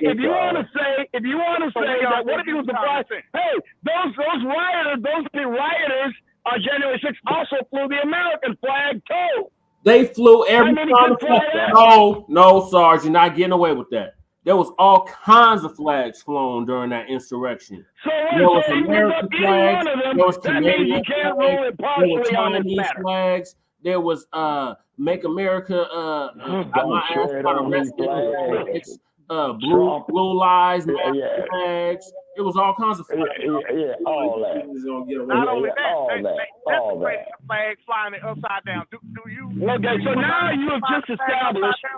So wait a minute. So now you've just established that innumerable flags were flown at the riot, any one of which, according to you, would be disqualifying for a job. Just flying the flag, which would include, of course, the American flag, the United States flag. Hold on. I'm muting for 1 second. Pipes and whatever they could get a hold of. My question is, Sarge. Now, my question is, people, MD20, Sister Akshita, Elia, suppose, Sarge, just suppose, if black folks went there to that same location and flew the red, black, and green flag, what would have happened, Sarge? I'm all ears, Sarge. Tell me that. Tell me, what would have happened if black folks went there in solidarity, or as Sister Akshita saying, Brother Elia says, okay, I'm just using black as a common term, you know what I'm saying? Because I'm learning a lot, you know, from you guys as well, too, Elia. So if they went there and raised the RBG, what do you think would have happened, Sarge? Let me explain this. I can hear you, Sarge. Protest, I'm answering your question. It's very easy to answer. I'm not stumped at all. At a protest, you are free to display any flag you want. I will leave it to others to draw any inferences they choose to make. I'm not the thought police. If you want to fly a flag at a demonstration, be my guest. Fly whatever you want to fly. Well, he's specifically talking about one specific flag. So Sam Alito doing that is not a sense of political expression. He just did it. If you wish to accuse him of being so, then I'll tell you what. Here's what the ultimate remedy for such a thing is. The Congress can initiate impeachment hearings on it based on the flag he flew. How far do you think that's going to go? They impeached this bastard twice. They fucking impeached him twice. No president, Sarge, including no Tricky Dick, has ever been impeached twice. They impeached him twice. All you need to know. You ought to be down with Donald Trump. You ought to be down with Donald Trump because he's against the establishment. But now all of a sudden you become an establishment stooge. Ooh. Sarge. Now, Sarge, I'm going to slip that punch right there, Sarge. Okay. The U.S. Senate, as you know, Sarge, okay, the House of Representatives, and folks, please correct me if I'm wrong, because I think I was halfway asleep, man, when I was in Poli-Sci 101 at Cal State, L.A. Okay, the House of Representatives writes up the articles of impeachment to charge him with a crime in the same manner that the district attorney does what they would do, like they've done against Shabaka and various other associates that I have. And then the U.S. Senate functions as the jury, okay, to remove the president from office. But what they did twice, they fucking did it twice. Thank you, MB. Thank you, MB. Thank you, MB. I had bad reception. I didn't hear your premise. Would you repeat it, please? How convenient. How convenient. Oh, I had bad to say that. Sounding like Stormy Daniels. Shabaka, now you know there's been communication problems on the, it's not necessarily even your fault, it's blog talk. It happens from time to time. Would you mind repeating? Okay, Sarge, you know me through the bastard. Since when have I ever been afraid to answer any premise you raise? Ever! Not once! Sarge, you were afraid to answer had you ever shot a white person or arrested a white person because it was illegal for black cops to arrest or kill. Well, wait a minute. Now you're really changing the subject. Okay, what are we talking about now? No, you just we're talking about right now, Sarge. That you have never been. What we're talking about right now, Sarge, is one word that explains it all. It's called hypocrisy. I've never shot anyone in the United States. Okay, the only people I shot overseas as a soldier. I ain't shot nobody as a police officer of any race, ever, not once. Okay, but what about your napkin holder, Sarge? That's a different story. That's a different story. That's self-defense. Hey, I had Mr. 9mm on my hip. I didn't use that against him. Would you rather have the napkin holder or Mr. 9mm? I rest my case. You never applied for a job with the Los Angeles Police Department, Sarge. You're the type of guy. Daryl Gates would have loved you, but the fact of the matter is, Sarge, is this. Before California turned into a third world shithole, I was actually considering moving to California and becoming an LAPD officer. I was actually thinking about it in 1979. Sarge, then you would have been able to work for Daryl Gates. Well, I changed my mind in a hurry when I saw California's worse than Illinois.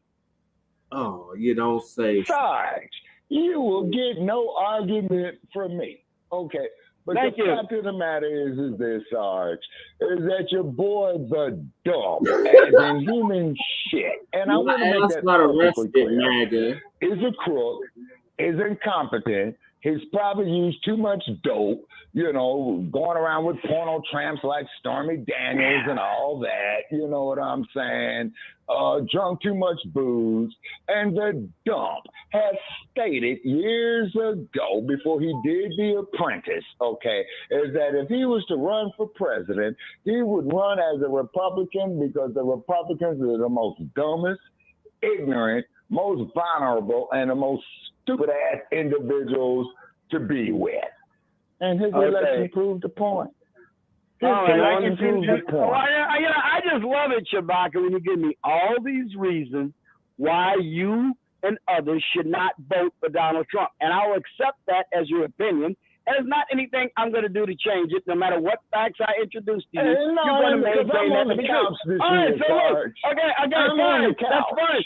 What you want to do, though, is put him in jail. That's where you and me draw a line that we cannot get across. He deserves to go right straight to friggin' jail. All right, well, that's about, again, I'm not going to argue with your rejection of him as a political candidate, because that's your choice to make.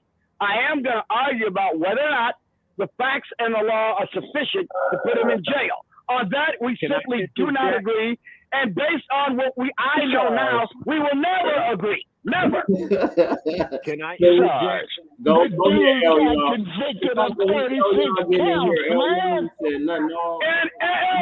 And Emmett Till's murderers were acquitted by a jury too. Did you agree with it? Can I interject? Yes, sir, please. And will you answer my question? Hey, Shabaka, would you answer my question? Shabaka, would you answer my question? Emmett Till's murderers were acquitted by a duly constituted jury in Mississippi. Did you agree with that, boy? Sarge, to quote the words of Sidney Poitier in The Heat of the Night, you have white time in jail and you have color time in jail, and the worst kind of time to do is color time in jail. I guess you don't want to answer my question. I'll put that as a non-responsive answer. Non-responsive answer. Sarge, I answered your question, okay, and the gentleman... No, you didn't. You evaded it. You evaded it. Sarge. May I interject? Yes, sir. Please do. A jury decides something, so there's nothing more to be said about it. Let the gentleman render a verdict.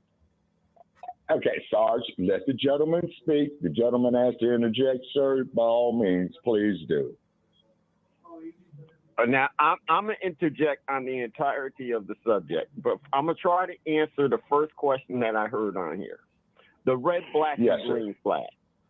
So if so-called black people went up there with the flags and did that, they would be considered rebellious, belligerent, and all the above that would go with that.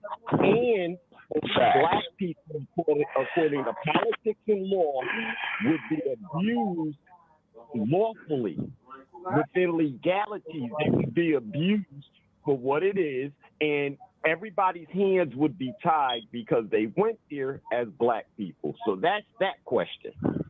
To deal with the entire thing, Republican or Democrat, if we don't look at history and realize that Abraham Lincoln, who supposedly freed the slaves, was Republican, and right after slavery, so many of us became senators under the Republican banner in the South, not the North.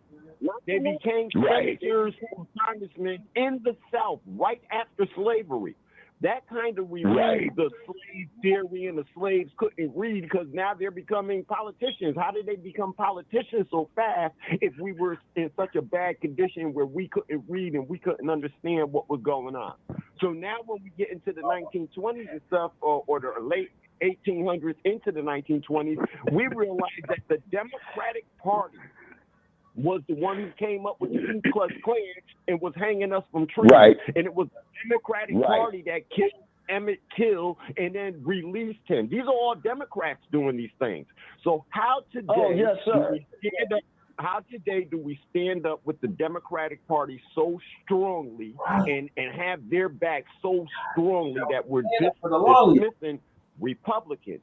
And our perception of Republican that, they're only out for white people, they're only out for rich people. We don't understand the platform that they really stand for. We are looking at what Hollywood built in front of us and what Hollywood the media told us about these parties, and then we're acting in our feelings and not off the laws.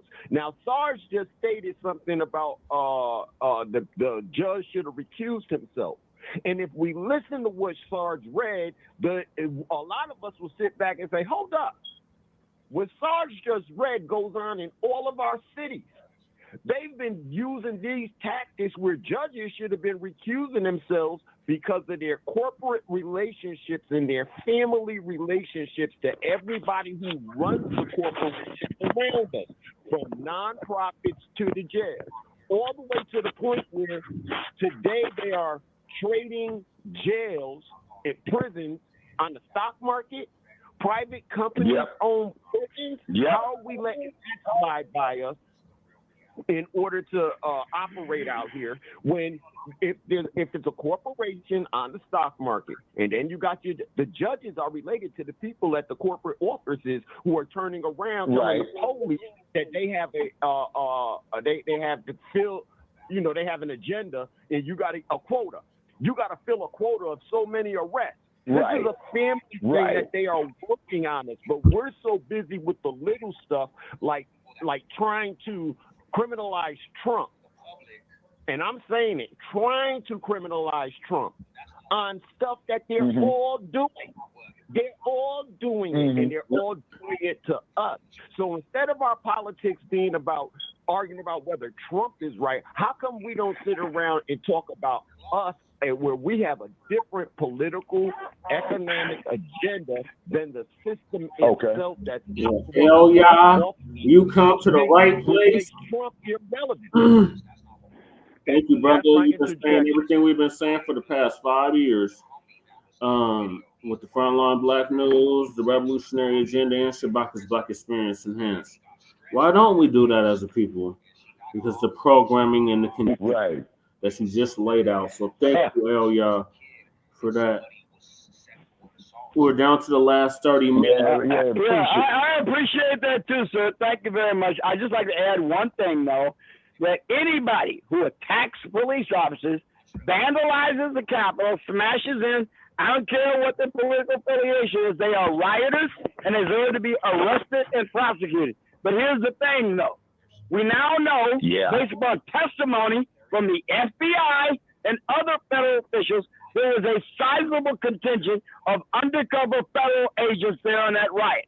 We still don't know to what extent, particularly the shady individual called Ray F., that those people had anything to do with revving up the riot. And the government is trying to keep it a secret from all of us. Okay, now, Sarge, you just proved Huey Newton's point right there, Sarge, that any time so where are you going with all of this, then? I don't understand you, man. No, Sarge. I'm giving you clear evidence of this, and you said because you hate Donald Trump, it's all okay. He's saying you should have been a panther, but you was too much of a raccoon, so you became a piggy. Okay, I don't get that one. But I'm just saying, I don't understand how it is that all of a sudden, because of your hatred for Donald Trump, that all these nefarious, shady activities by the United States government should all of a sudden now go unremarked. A jury found him guilty. There's nothing more to say. I don't know. You know I'm not going to accept that. Okay, then Sarge, then you have to look at the judicial process itself. And according to that document they call the U.S. Constitution, and me personally, I think the majority of the people need to just wipe their ass with it. It states that any time that the government goes corrupt, okay, that not only do the people have a right to change the government, they have a friggin' duty to do it. And then this Cheeto orange dude, raccoon with white eyes, you know what I'm saying, man? He pushed all over the whole judicial concept. He defecated on the Bill of Rights. You know what I'm saying? This dude makes Tricky Dick look like a Boy Scout. And ladies and gentlemen, the American people have a right to know if their president is a crook. I am not a crook. Shabaka, the Constitution doesn't say that. That's in the Declaration of Independence. And there is a method to completely change or alter the Constitution. Look at Article 5 in the Constitution. The process is laid out there to amend the Constitution or completely rewrite it. It's right there in Article 5 of the United States Constitution itself. Okay, Sarge, you just proved my point.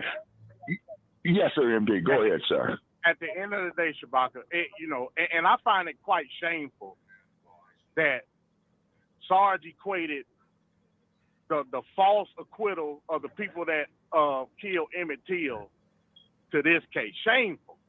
Reason being very much so. We know that a law was committed. Now, you may not agree with the intensity of the charges dealing with misdemeanor versus felony, but we know they got those felonies under the Federal Election Campaign Act. That's fine. And, I agree with you, Shabaka. They will overrule it or overturn it based on the Supreme Court or whoever it may be, the appellate court, whoever. They'll overturn it based on the lack of circumstantial evidence saying what's linking it with FICA. I get it. At the end of the day, you can't deny that a crime was committed based on the fact that he falsified business records. That's just what it is. Right. He did it. Exactly. The reason that the defense did not call Weisselberg on the stand because that would have gave it away. Then you got, like you said, Janine Pirro, dumbass, on Fox News talking about why didn't the prosecution call Weisselberg. That ain't up for the prosecution to do. That's up for the defense to do. That's a dumb argument. They know if they would have did it, they would have got called out and their ass would have been in the wind. At the end of the day, Trump committed a crime. Point blank, I don't care how you look at it, what angle you look at it at, he committed a crime. Whether it's misdemeanor or felony, that's up for argument. At the end of the day, he committed a crime. He's a criminal. Yeah, he's a criminal. Again,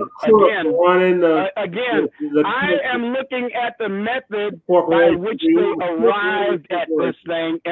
This was a Frankenstein monster that they took decomposes pieces of legal theory, stitched them together, hit them with a lightning bolt, and brought it back to life. It was an expired statute of limitations to use a federal law over which Alvin Bragg has no jurisdiction whatsoever. The whole thing stinks like a decomposing corpse.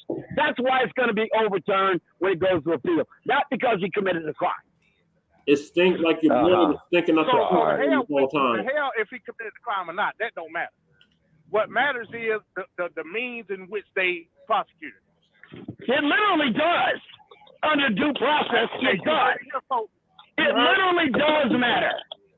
That's why they have the Fifth Amendment and due process. It literally matters. So you're saying he didn't receive the proper due process? That's exactly what I'm saying. Exactly. And how are you going to... So, in other words, Sarge, you telling me that this Cheeto cheese, toupee wearing, roadmap face looking trick, okay, is innocent, is what you're telling me. He's not guilty of what they charge him with. I don't know how innocent he is. I don't live with him 24 hours a day. I'm saying he's not guilty of what he was charged with and convicted of. That's what I'm saying. Absolutely, irrefutably. So appeals come in. Okay, sorry. Overturn is what you're saying. All 34 counts in New York. I remember. Look, here's the problem. The problem is that under most Supreme Court proceedings, he's got to go through the New York State appellate processes completely before the Supreme Court will hear the case. Now, they did grant an exception to that in Bush versus Gore. I doubt if they will want to do it again, but they could if they choose to do so. But normally, you've got to go through the appellate process, and that was the whole point of this trial, because they knew it would take maybe years to do that. And in the meantime, they can derail his campaign. They can put him off track. They can put him under house arrest and not allow him to use his strong suit, which is campaigning. They don't want him to campaign because that is his strongest suit. He is a superb campaigner. They can get him under lock and key and control it. This is the worst case of election interference I've ever seen in the history of the United States. Period. Hitler was a strong campaigner too. They loved him. Yeah, he was. Go ahead, you brought that up there. I see. I'm so glad somebody finally brought up Hitler. Anything is justified if you're going to get Hitler, right? So that's why you have to characterize him as such. Everybody sees through this. On our side as a people, Hitler looked out for us just as what Putin is looking out for us by opening up their bank over their vault. Hitler looked out for us. He said we are the original people, the original Israelites and Jews. That's what Hitler said. So we look at that part. So there's that. Wait a minute, guys. I got a copy of Mein Kampf. I have read Mein Kampf. All 890 pages. Yeah, I've read Mein Kampf. I know what Hitler said. He never said anything like that in Mein Kampf. That's a lie, Sarge. Again, I got Mein Kampf. I read it. I read what the man said because I got tired of people telling me he said this, he didn't say that. You know, I'm a historian. I'm strictly a historian of the Third Reich and World War II. So I decided, let me read this thing for myself instead of people telling me what it says. I'll just read his own words for myself. So I know he didn't say that. What did he say? He made very specific statements. He didn't believe all that Heinrich Himmler stuff. He thought, wait a minute. He thought Heinrich Himmler was a crackpot with his theories of going to Tibet and finding the original areas. He didn't swallow that. What he did believe, what he did believe, well, I don't want to get an explanation about Adolf Hitler. If you want to have that show, let me know, because I'll be there. We can arrange I'm an expert. I am an expert on the Third Reich and World War II. So if you ever want to have that show, let me know. I will be there front and center. Co-host this, Hey, Sarge. what did Hitler do to the black people under the occupation in Germany? What did he do to the black people? Exterminate them. Let me tell you what he did. Let me tell you, he didn't do anything at that. Wait a minute. Okay, you asked me a question. Let me answer now. He did not exterminate black people. He said under the policies that were passed by the Nuremberg laws in 1935. They had a rally in Nuremberg. They passed a series of laws called the Nuremberg laws. Mixed race Germans, black, they had a category. They called Michelinga. The category. I'm trying to answer the question. Would you let me answer it? Would you let me answer the question? They called that a category. In the Nuremberg laws called Michelinga. And they were forced sterilization was imposed upon them. They were sterilized. Yes, that's correct. So let me finish. Go ahead. All right, look, guys. If you want to have the show on Adolf Hitler, let me know. I'll be happy to do it. Shabaka, I don't understand how you're not equating sterilization to extermination. World War II history myself. And I will go into detail of all of that, the mixed race blacks. A few of them, by the way, wait a minute. There were 100 or so mixed race blacks who were drafted into the German army and discharged by 1943. I got a picture of one of them serving on the Western Front with the star helm on his head and an MP40 machine pistol hanging around his chest. Hey, Shabaka, it's nothing new under the sun. Yes, sir. It's nothing new under the sun. You're right. We got all these black people that's being dumbfounded under the mysticism of this populist ideology that Trump got, right? Saying we got Trump and all this, that. Those disgusting. Those black people that Sarge is talking about that were in Germany at that time were doing the same shit. They were saying, the Jews ain't good. They were doing the same shit. Nothing new under the sun. You got these idiots that's following under this autocrat, Donald Trump, thinking that somehow they're gonna be part of this ideological renaissance. They're not. Exactly. I don't have any grandiose ideas about much because I'm basically a simple man. Basically, all I want is the government off my back. I want them not to try to take my gun. I want them to secure the freaking border. I want to get the inflation under control. And I want to have the United States restored to a preeminent position of independence, particularly in energy and medicine. Now, that doesn't seem like a lot to do for a country as great as this one. And I don't care about the rest of it. Those are my immediate goals, and I'll be happy with that. Everything that you just said, it sounds like Biden you got. Because he done did pretty much. Exactly. He's against every single thing I just said. Okay, don't blow a gasket. Dang it, Are you serious?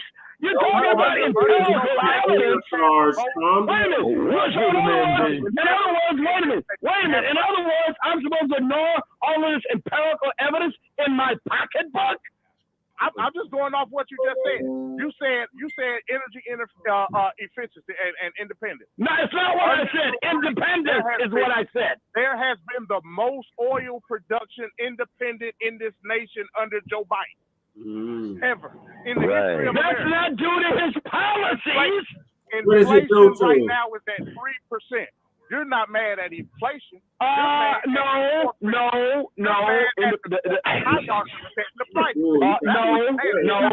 The rate of inflation is going down 3%. It is still up from. It was less than 2% when Donald Trump left office. It got to a high of over 9% under Joe Biden. The rate is going down at that rate. That is not the current inflation rate. When it was 9%, what was going on at that time, Sarge? Let's just be honest. What was happening? Government spending. The greatest single contributor to inflation is government spending. Government spending was going on. Yes, some of it was due to the COVID policies passed under Donald Trump.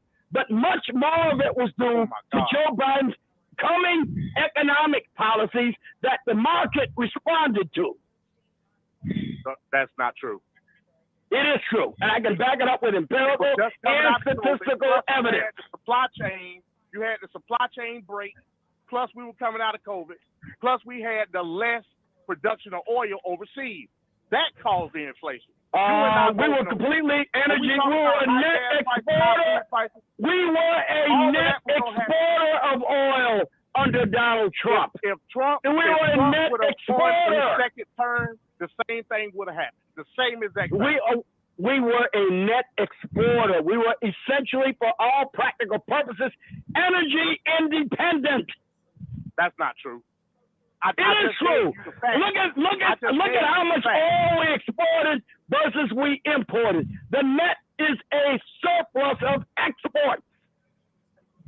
So why is Trump drilling the most oil out of any president ever in the history of America? Wait, Biden is not doing that. He's got nothing to do with it. He didn't have anything. If he had his way, he'd force us an electrical vehicle. If he had his way. What do you think the mandate is for? By 2030. Donald Trump didn't say nothing about no mandate. The most oil produced out of any president in the history of America. You can't get around. Let me say it again. Biden could not stop it. Had he had his way, he would have. He wasn't able to do what his advisors wanted him to do. So he's saying that this happening because of Trump. That's fine. Yes, Again, that's exactly what I'm saying. That's precisely what I'm saying. And again, I don't care what it sounds like. I have the facts to muster in favor of my argument. I give you the statistics. Okay. Yeah, 36 felony convictions in one trial. Okay, I got to change the subject again. Look, now, I'll tell you right now, Shabaka, there's no way this is going to withstand scrutiny under appeal. I don't even think, and I'm not saying this absolutely, so don't hold me to it like you'll distort what I, at the beginning of the show, you said, oh, Sarge got aired of it. I told you this conviction was going to come. I told you it was inevitable. I think it is likely the New York State appellate system will reverse this verdict. But even if they don't, it will certainly be reversed when it gets to the Supreme Court. Okay, because they're sycophants. They're crooks, man. You know what I'm saying? Look at Clarence Thomas. There you go. Okay. So it doesn't matter. It doesn't matter what we show to you that are clear, reversible matters on appeal based on precedent and the law. Got nothing to do with Donald Trump per se. It's got to do with what courts have done under similar circumstances when they reverse a trial, often with people who are nobody. Okay, Sarge. Okay, now, Sarge. Now, you are aware of the fact that Trump did say, now, I want your opinion on this, and everybody, you know, of African descent, you know, please take note of this. You know, Trump was talking about giving police officers unqualified immunity, total immunity, when they murder unarmed so-called black people. You're aware of that, right, sir? No, he never said that. That's not true. You're making that up. That's not true. I know what he said. He didn't say what you said. No, he didn't. He didn't say that. Because if you murder somebody, you don't have immunity. You get prosecuted. Don't you understand that when you use these terms? They're loaded terms. Okay, what you meant to say, I think, was when they kill somebody. You're not going to get away with that. You're going to tell me, no, you don't have qualified immunity for murder. They get it all the time. Well, they gave it to Johannes Merciley, who murdered Oscar Grant. That's your opinion. No, that is a fact. When that son of a bitch murdered that man and had him bound at the Fruitvale BART station, Sarge, is because I went right by the damn place. I went through the Fruitvale BART station. Why did he go to jail? He went to jail. I'm going to answer the question, Sarge. Not of murder in the first degree, you did, Sarge. Here we go again. Sarge, not of murder in the first degree. Was God, not of murder in the first degree. It was manslaughter. It was negligent homicide. It was Sarge. It was murder in the first degree. He had him bound. He had him handcuffed. He shot the young man. And then the no good dirty bastard is going to get up there and say, oh, I thought I was reaching for my tail. Now, listen, now, let's look at Yadis that murdered Mr. Castillo. Yeah. Okay. Let's that look was at my Fernando homeboy's Castillo, cousin, by the way. who was murdered. Where Yanez discharged 5mm rounds into that man, and how his woman, Diamond Reynolds, stood there and recorded that live, okay, is beyond me. The strength that she had. And then when she went to court, and when she came out of the courthouse there in Minnesota, Sarge, you know it and I know it, and anybody correct me if I'm wrong, where she broke down inside and says, we are being assassinated. Where are you black men at? All right, stop it, Shabaka. You know you're not, Shabaka, you know you ain't getting this past me.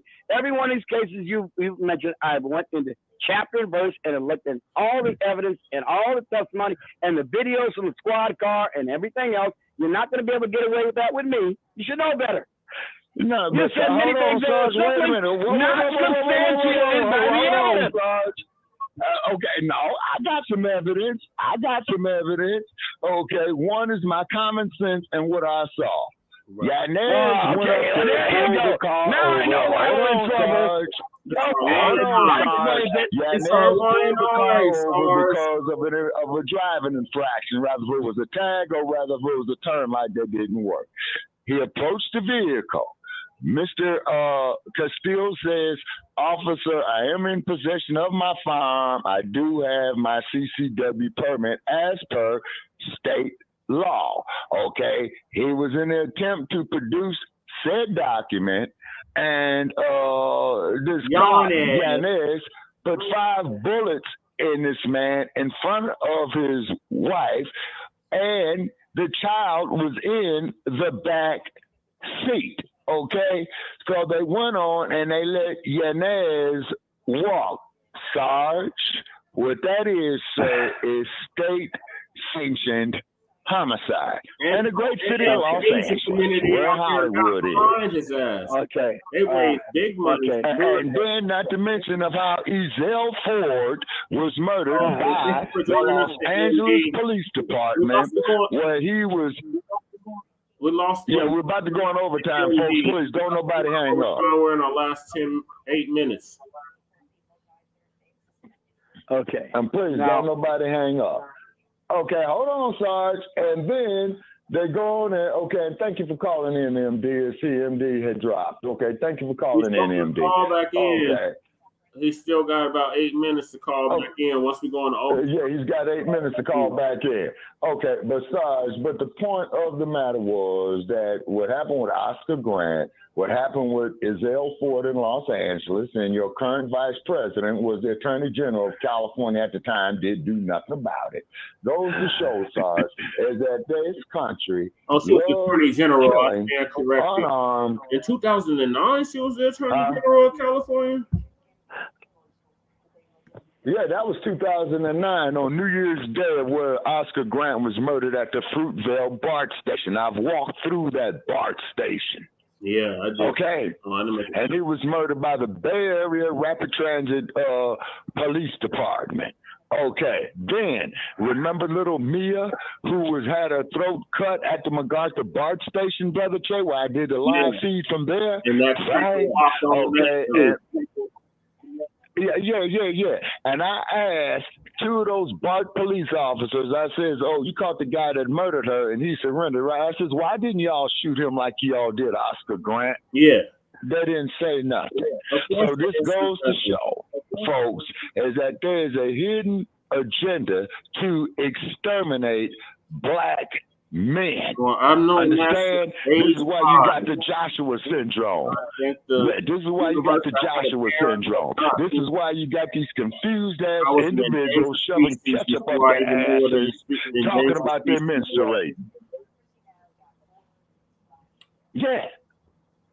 See, the black male is an endangered species in the United States of America. Now, let's look at the dumb as in human shit. And I want to make this perfectly clear.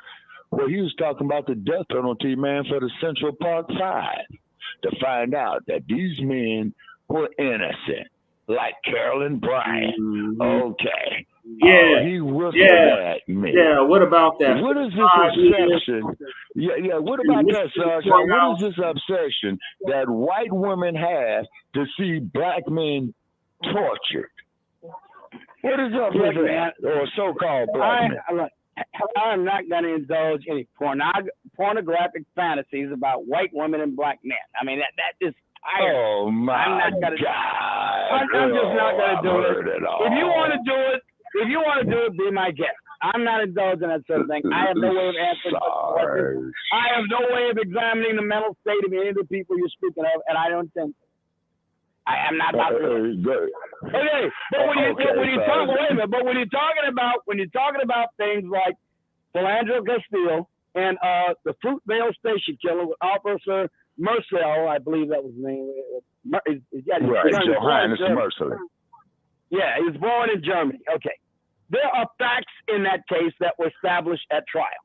And the facts in the case in Fruitvale did qualify as negligent homicide because the officer testified he was reaching for his taser and he picked his firearm instead. Now, given the fact that they were in a struggle, that was a credible claim, whether in fact it was true or not. In a struggle. Sarge. What struggle? Sarge. You couldn't say beyond a reasonable doubt What that struggle? Sarge. Well, see, you still want to Damn it, believe it. Sarge. What struggle was there? They had him bound. They were trying to handcuff him. We got a video of it. He was resisting being handcuffed. We have video. There's a whole documentary about it called Fruitville Station. Are you serious? Yeah, and I've seen it too. I've seen it. Yeah. But Sarge, it ain't nothing like going there to the actual Fruitville Station and seeing it and listening to the wind and feeling that vibe from there. I did a YouTube video on it years ago. You sure did, Shabaka. Okay. Okay, and then also too, Sarge, you can still see, man, the hole in the concrete there, man, where the round was discharged. Marcelli's ass should have been special circumstance, and he should have been facing the fucking death penalty. Okay, but however, they put a moratorium on the death penalty after the execution of Tookie Williams. Okay, but the fact of the matter is, Sarge. Okay, but the fact of the matter is, Sarge, with you, Sarge, being a black man in America, Sarge, this could happen to you. I don't wish it on you. It could happen to me. It could happen to Brother Che. It could happen to Brother Look, man, I understand that they arrested me for defending myself, for Christ's sake. So I know it can happen. Okay, Sarge. You got arrested, Sarge. Sarge? You went on it for Sarge. Okay, Sarge. What you did was when they took you down there to the station and took the handcuffs off you and you flashed your 10, okay. Where was you at, Sarge? Okay, in Crook County. Yeah, of all places in Crook County, Sarge. Okay, It man. didn't happen in Cook County. It didn't happen. It happened when I was retired and in the state of Georgia. It didn't happen in Illinois. Good old state of Georgia. In the great state of Georgia. In Kent country. That's right. Down there with the old great governor of Lester Maddox was. Yeah. It wasn't only Lester Maddox that granted Muhammad Ali a boxing license, okay, when he beat the living dog shit out of Jerry Quarry in 1970. By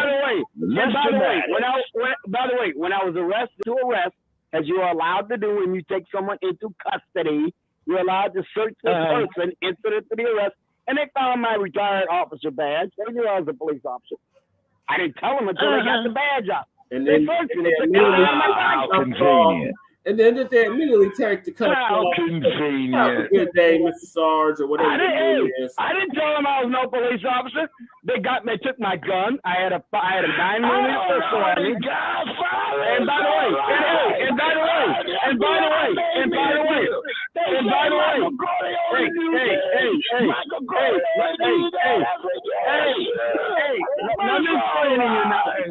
let me explain it. All right. Okay. They took my pistol off of me. They saw I had 2 concealed permits, one under the National Law Enforcement Officer Safety Act. That was one permit I had, and I had one from the state of Georgia. So I had 2. But me having a pistol, that had nothing to do. I didn't shoot 90 the guy. seconds. I hit him with a napkin over. After going to overtime. He's lucky I didn't shoot him. Now, Sarge. He's lucky I didn't shoot him. Sarge. Now, under the full... Okay, yeah, we're going in overtime, folks. Please don't nobody hang up, and we're going to start our closings. But Sarge, they gave you a courtesy. Sarge, you flashed your 10. Okay. No, now, Sarge, they arrested me and charged me. I got arrested 60 and was charged seconds. with aggravated battery, a felony. Oh. Okay, Sarge. Let me tell you something. Wait a minute. It wasn't Fulton County. Let me tell you something. Let me tell you what happened. I'm arrested for this. I had to pay something like $6,000 in pretrial motions to get the charges dismissed. My lawyer went and took depositions from all kind of witnesses and everything else in the restaurant that indicated I was clearly invoking my right of self-defense. They submitted it all in pretrial motions, and the judge dismissed all of the charges. So that was it. Okay, now let me ask you this here, Sarge. Now, Sarge, let's look at a case called California versus Newton. Okay, where a young man, 10 seconds. always kept a copy of the law books with him in the great state of California. They tried to put this man in a gas chamber. He went through 3 trials, and it ended in a mistrial, okay, all 3 times. right over there across the street. Let me see, from the Alameda County Law Library. And the next time I go through Panthertown, I am going to pull up your vice president's record of when she was an assistant district attorney there early in her career. Yeah, you would vote for her too, right? Wouldn't you? And you vote for her ass. I didn't vote for her. No, Sarge. I didn't vote for her. No, Sarge. I didn't vote for her when she ran for attorney general. I didn't. Well, she was appointed to senator by Gruesome Newsom when what's her name checked out. Barbara Boxer, I believe. Yeah, okay. Okay. So we got the idiot vice president. Idiot. She was an idiot. A moron. Okay. But I'm going to tell you something too, Sarge. Okay, no disrespect to any of the woman here. But if Kamala Harris, Sarge, went up there to you and parted the Red Sea, you'd be diving in it, man. You know it, I know it, and the American people know it. Right along with the dump, okay? Because she looks a hell of a lot better than Stormy Daniels, okay? But however, folks, it is what it is. This is Grand Rising with Shabaka and the Che. We're always having dynamic conversation here, ladies and gentlemen, good, bad, or indifferent. Okay, it is what it is. And being of African descent, this has been one of our shows. We got who? I said, and this has been one of our most dynamic shows. So absolutely. And we're going to ask everybody for their closing comments, is because we would like to complete this episode as opposed to a blog talk pulling the plug on us. And this is episode 42 of season 8. And definitely, ladies and gentlemen, check us out tomorrow for a special edition of Shabaka's Black Experience Enhanced. No. And I got it wrote down somewhere. Yeah. Then that too. On Black News. Yeah, and then too, Brother Che, you did relate to me, man, you know, that you had something to do. So retype up the episode, man, and put it down there for whatever convenient for you. Yeah, it's going to be an hour or two before that. And Sarge, you're welcome to call in, Sarge. Bring in Ron Reck, bring in Joe Gibson, you know what I'm saying? And let's get ready to rumble, because that is the open mic. And I'm looking for it to be one of our best shows or one of our best comedies. Because there's never a dull moment here. Shabaka's Black Experience Enhanced. Closing comments, I did mine. All right, go ahead, Sarge. Give your closing comment. All right, let me do it real quick. You know me, I'm very succinct. Let me get to it. Yeah, you're very long-winded. As a result of this Soviet-style fascist little farce that came out in New York yesterday, raised $40 million and crashed his site. The people see this for what it is. The response is going to be overwhelmingly against this sham of a fascist exercise in election interference and corruption. It will not stand. We are going to run this thing back. That's all I got to tell you with that. And what was this event you just referred to? Because again, I had bad reception. I didn't hear it. I want to make sure I don't miss it. I want to be there to correct any misapprehensions or misstatements of fact and law that you care to try to invoke. So when is this going to happen again? Tomorrow, June the 1st. At what time? July 11th. On a July 11th, your boy is getting sentenced. Okay. Yeah, I'll be there. Don't worry. I expect to put him. I think they're probably going to put him under house arrest because they want to. The point of this exercise was not even really put him in jail. It was a derailed campaign. House arrest my ass. Throw that bastard man in a 4x8 cell where he's got 2 bunks and he's got to sleep by the fucking toilet. Throw his ass in there. Yeah. National security, you just don't seem to want to go to the Shark Tank. The man was the president of the United States. He knows too much. He knows too much. They can't expose the country to that kind of thing. They just can't. Sarge. The only thing that Donald Duck knows, man, is how to be a crook. Okay, to quote his predecessor, ladies and gentlemen, you can say what you the want. American people That have a man's right got to an know that eidetic the memory. president is a crook. I am not a crook. He's got an eidetic memory. He retains it all. He don't need no documents. He probably can memorize all of the important stuff. Sarge, let me tell you something, man. You and I are both over the age of 60, right? And there's no fool like an old fool. Not saying that you're a fool, Sarge. Actually, you're quite intelligent, highly intelligent, very, very well read. Because with you, Sarge, man, it's like Ali and Frazier, man. You know what I'm saying? You know, I got books all up over here, Sarge. I got some knowledge for you. You know what I'm saying? From the one and only Mr. Lerone Bennett Jr. May he rest in power. You know what I mean? Yeah. But we want to thank all our people, you know, who's been supporting this So we're gonna platform go in for this order. the last 8 years. We most definitely give special thanks to Sister Akshita of the great work she's doing. Definitely we appreciate LYA. Most definitely we appreciate ND20. And of course, Sarge, we appreciate you too. Because anytime we have you on, Sarge, there's never a dull moment. And that is my closing statement. Unknown caller, And please, everybody, make it. Introduce yourself and tell us where you're calling from. Is this Chef Rob? Chef Rob, you just been listening the whole time. That's what's up. Yeah. Let it come on board, man. Let the chef come on board, Jack. Yeah, let it come on in. Anytime, baby, anytime. All right, Chef Rob, what's your closing statement?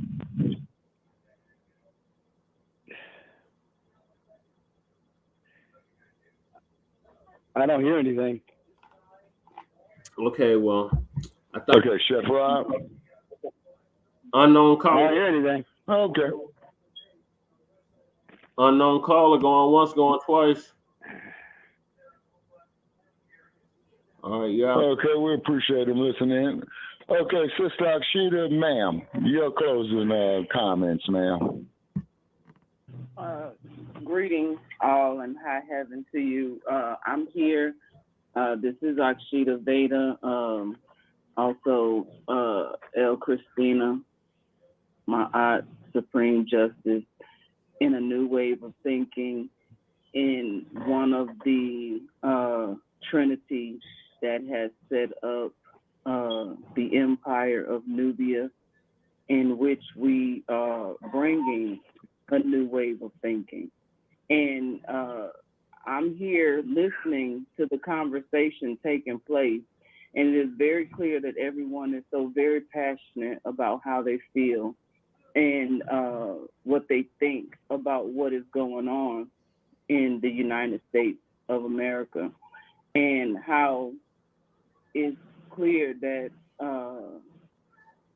the opinions are real, the feelings are real, but when it comes to the decision-making process of the people of the United States, we really have no say-so.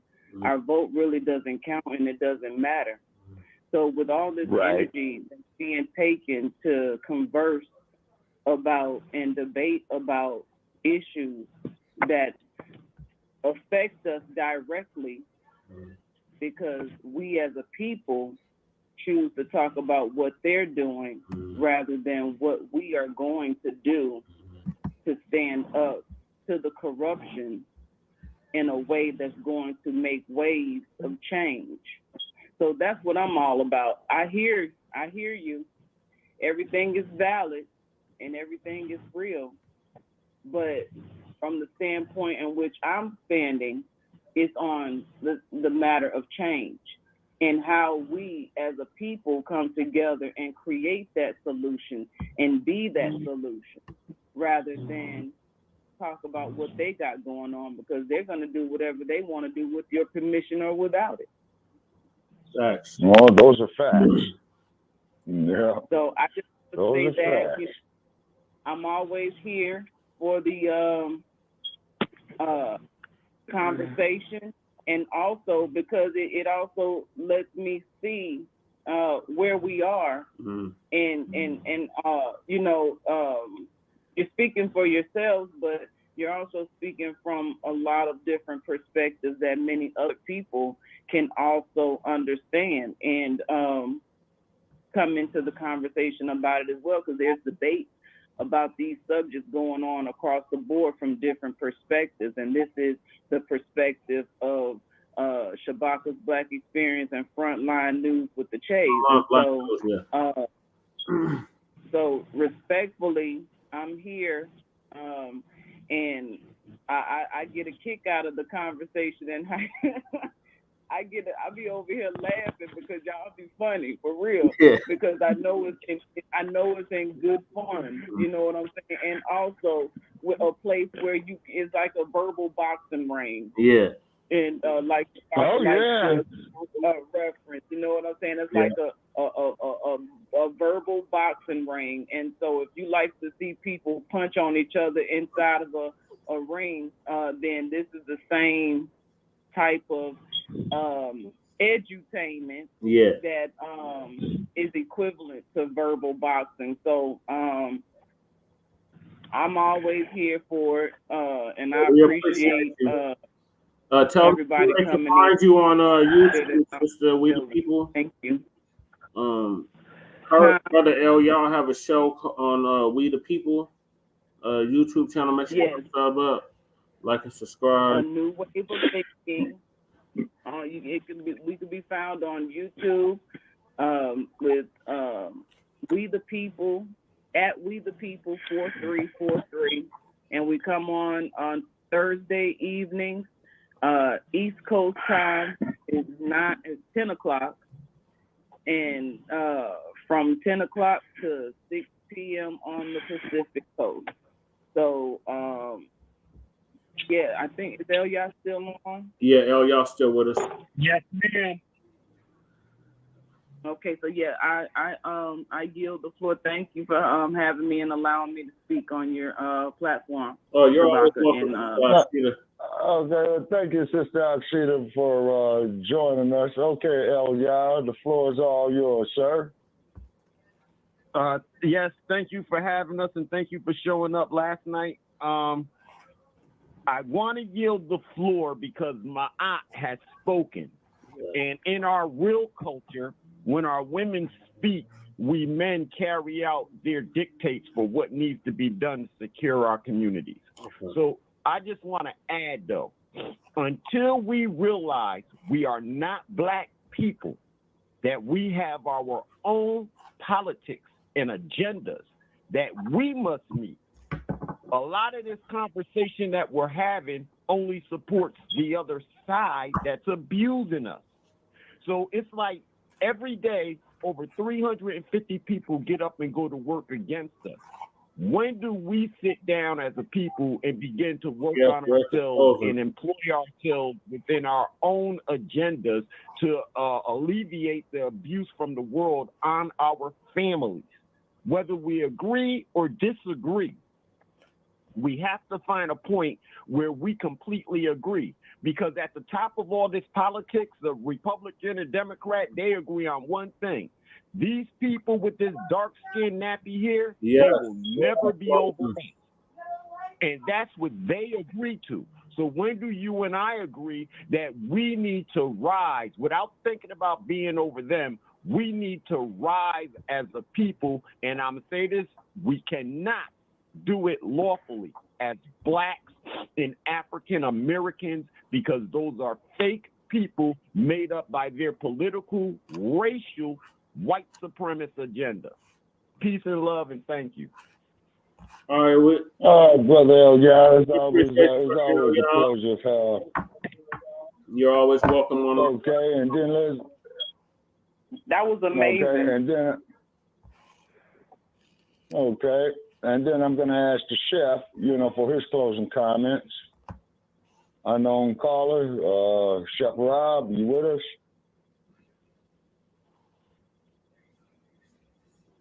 Okay, all righty. All right, ladies and gentlemen, we're going to go out.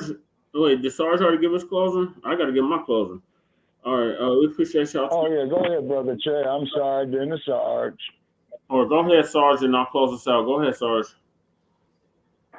Oh, I already gave it. I just said that after this little exercise in proto-Soviet fascist show trialism, Donald Trump raised $40 million last night. The American people see this for what it is, and they're responding accordingly. Oh, that's what. And believe me, they're not going to get away with this.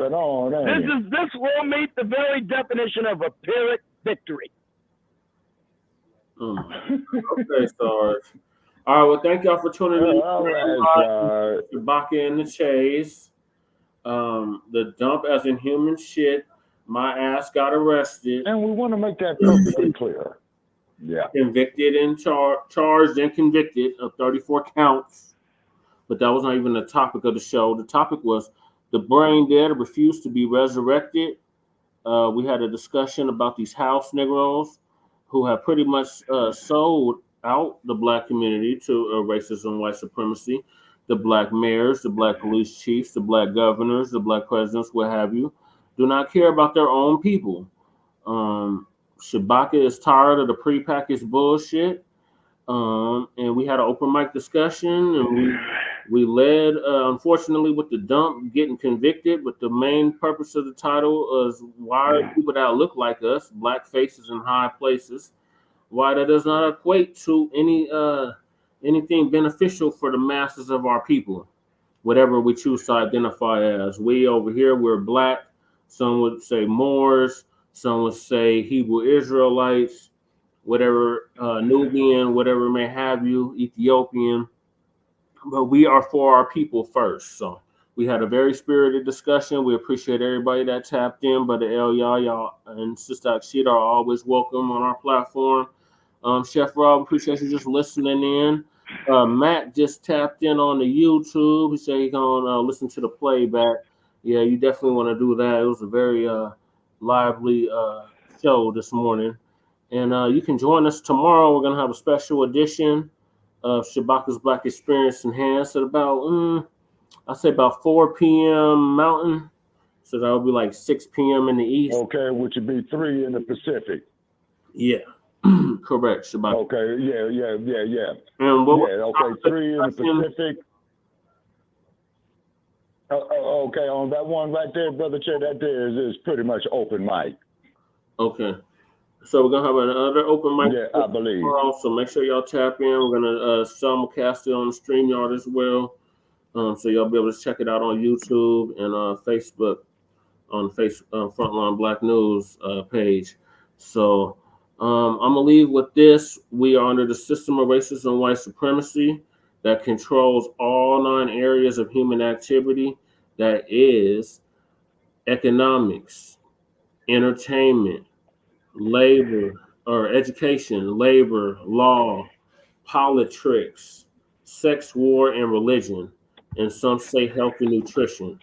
But either way, what we identify as is that going to help us to defeat this wicked system and replace it with a system of justice, which guarantees that nobody is mistreated by the color of their skin, and those that need the most constructive help get it in a constructive manner. That is the code that we live by the great master teacher, Neely Fuller Jr., compensatory code concept for victims of racism and white supremacy. So thank y'all for joining us for this Grand Rising with Shabaka and the Chase. We will see y'all tomorrow for the special edition. In the meantime, make sure y'all like and subscribe to all of our platforms, Frontline Black News on YouTube and Facebook, The Revolutionary Agenda on YouTube and Facebook, and Shabaka's Black Experience Enhanced on Facebook and Twitter, now X.com. So peace, love, light, reparations, and separations, and Black empowerment, Moorish empowerment, whatever empowerment for our people first. And we will see y'all tomorrow. What do you want to go out with? Shabaka Ship Ahoy or James Brown on Black and on Purpose? Yes, sir. Okay, Ship Ahoy. Okay. Peace. And thanks everyone for joining us. High income and illegal migrant flooded city in a sundown town known as Aurora, Colorado. Yes, sir. Coming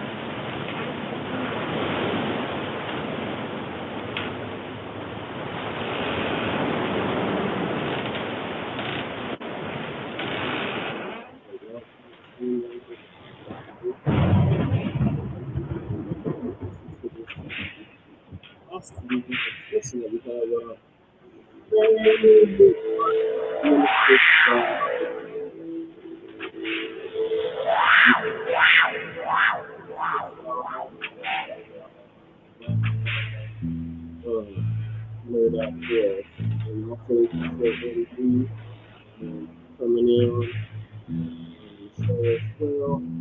We see you, Quinn and Matt. They say so the highways and byways. So peace, love, light, liberation, and separation, and black empowerment. We see you all way up tomorrow evening for a special edition.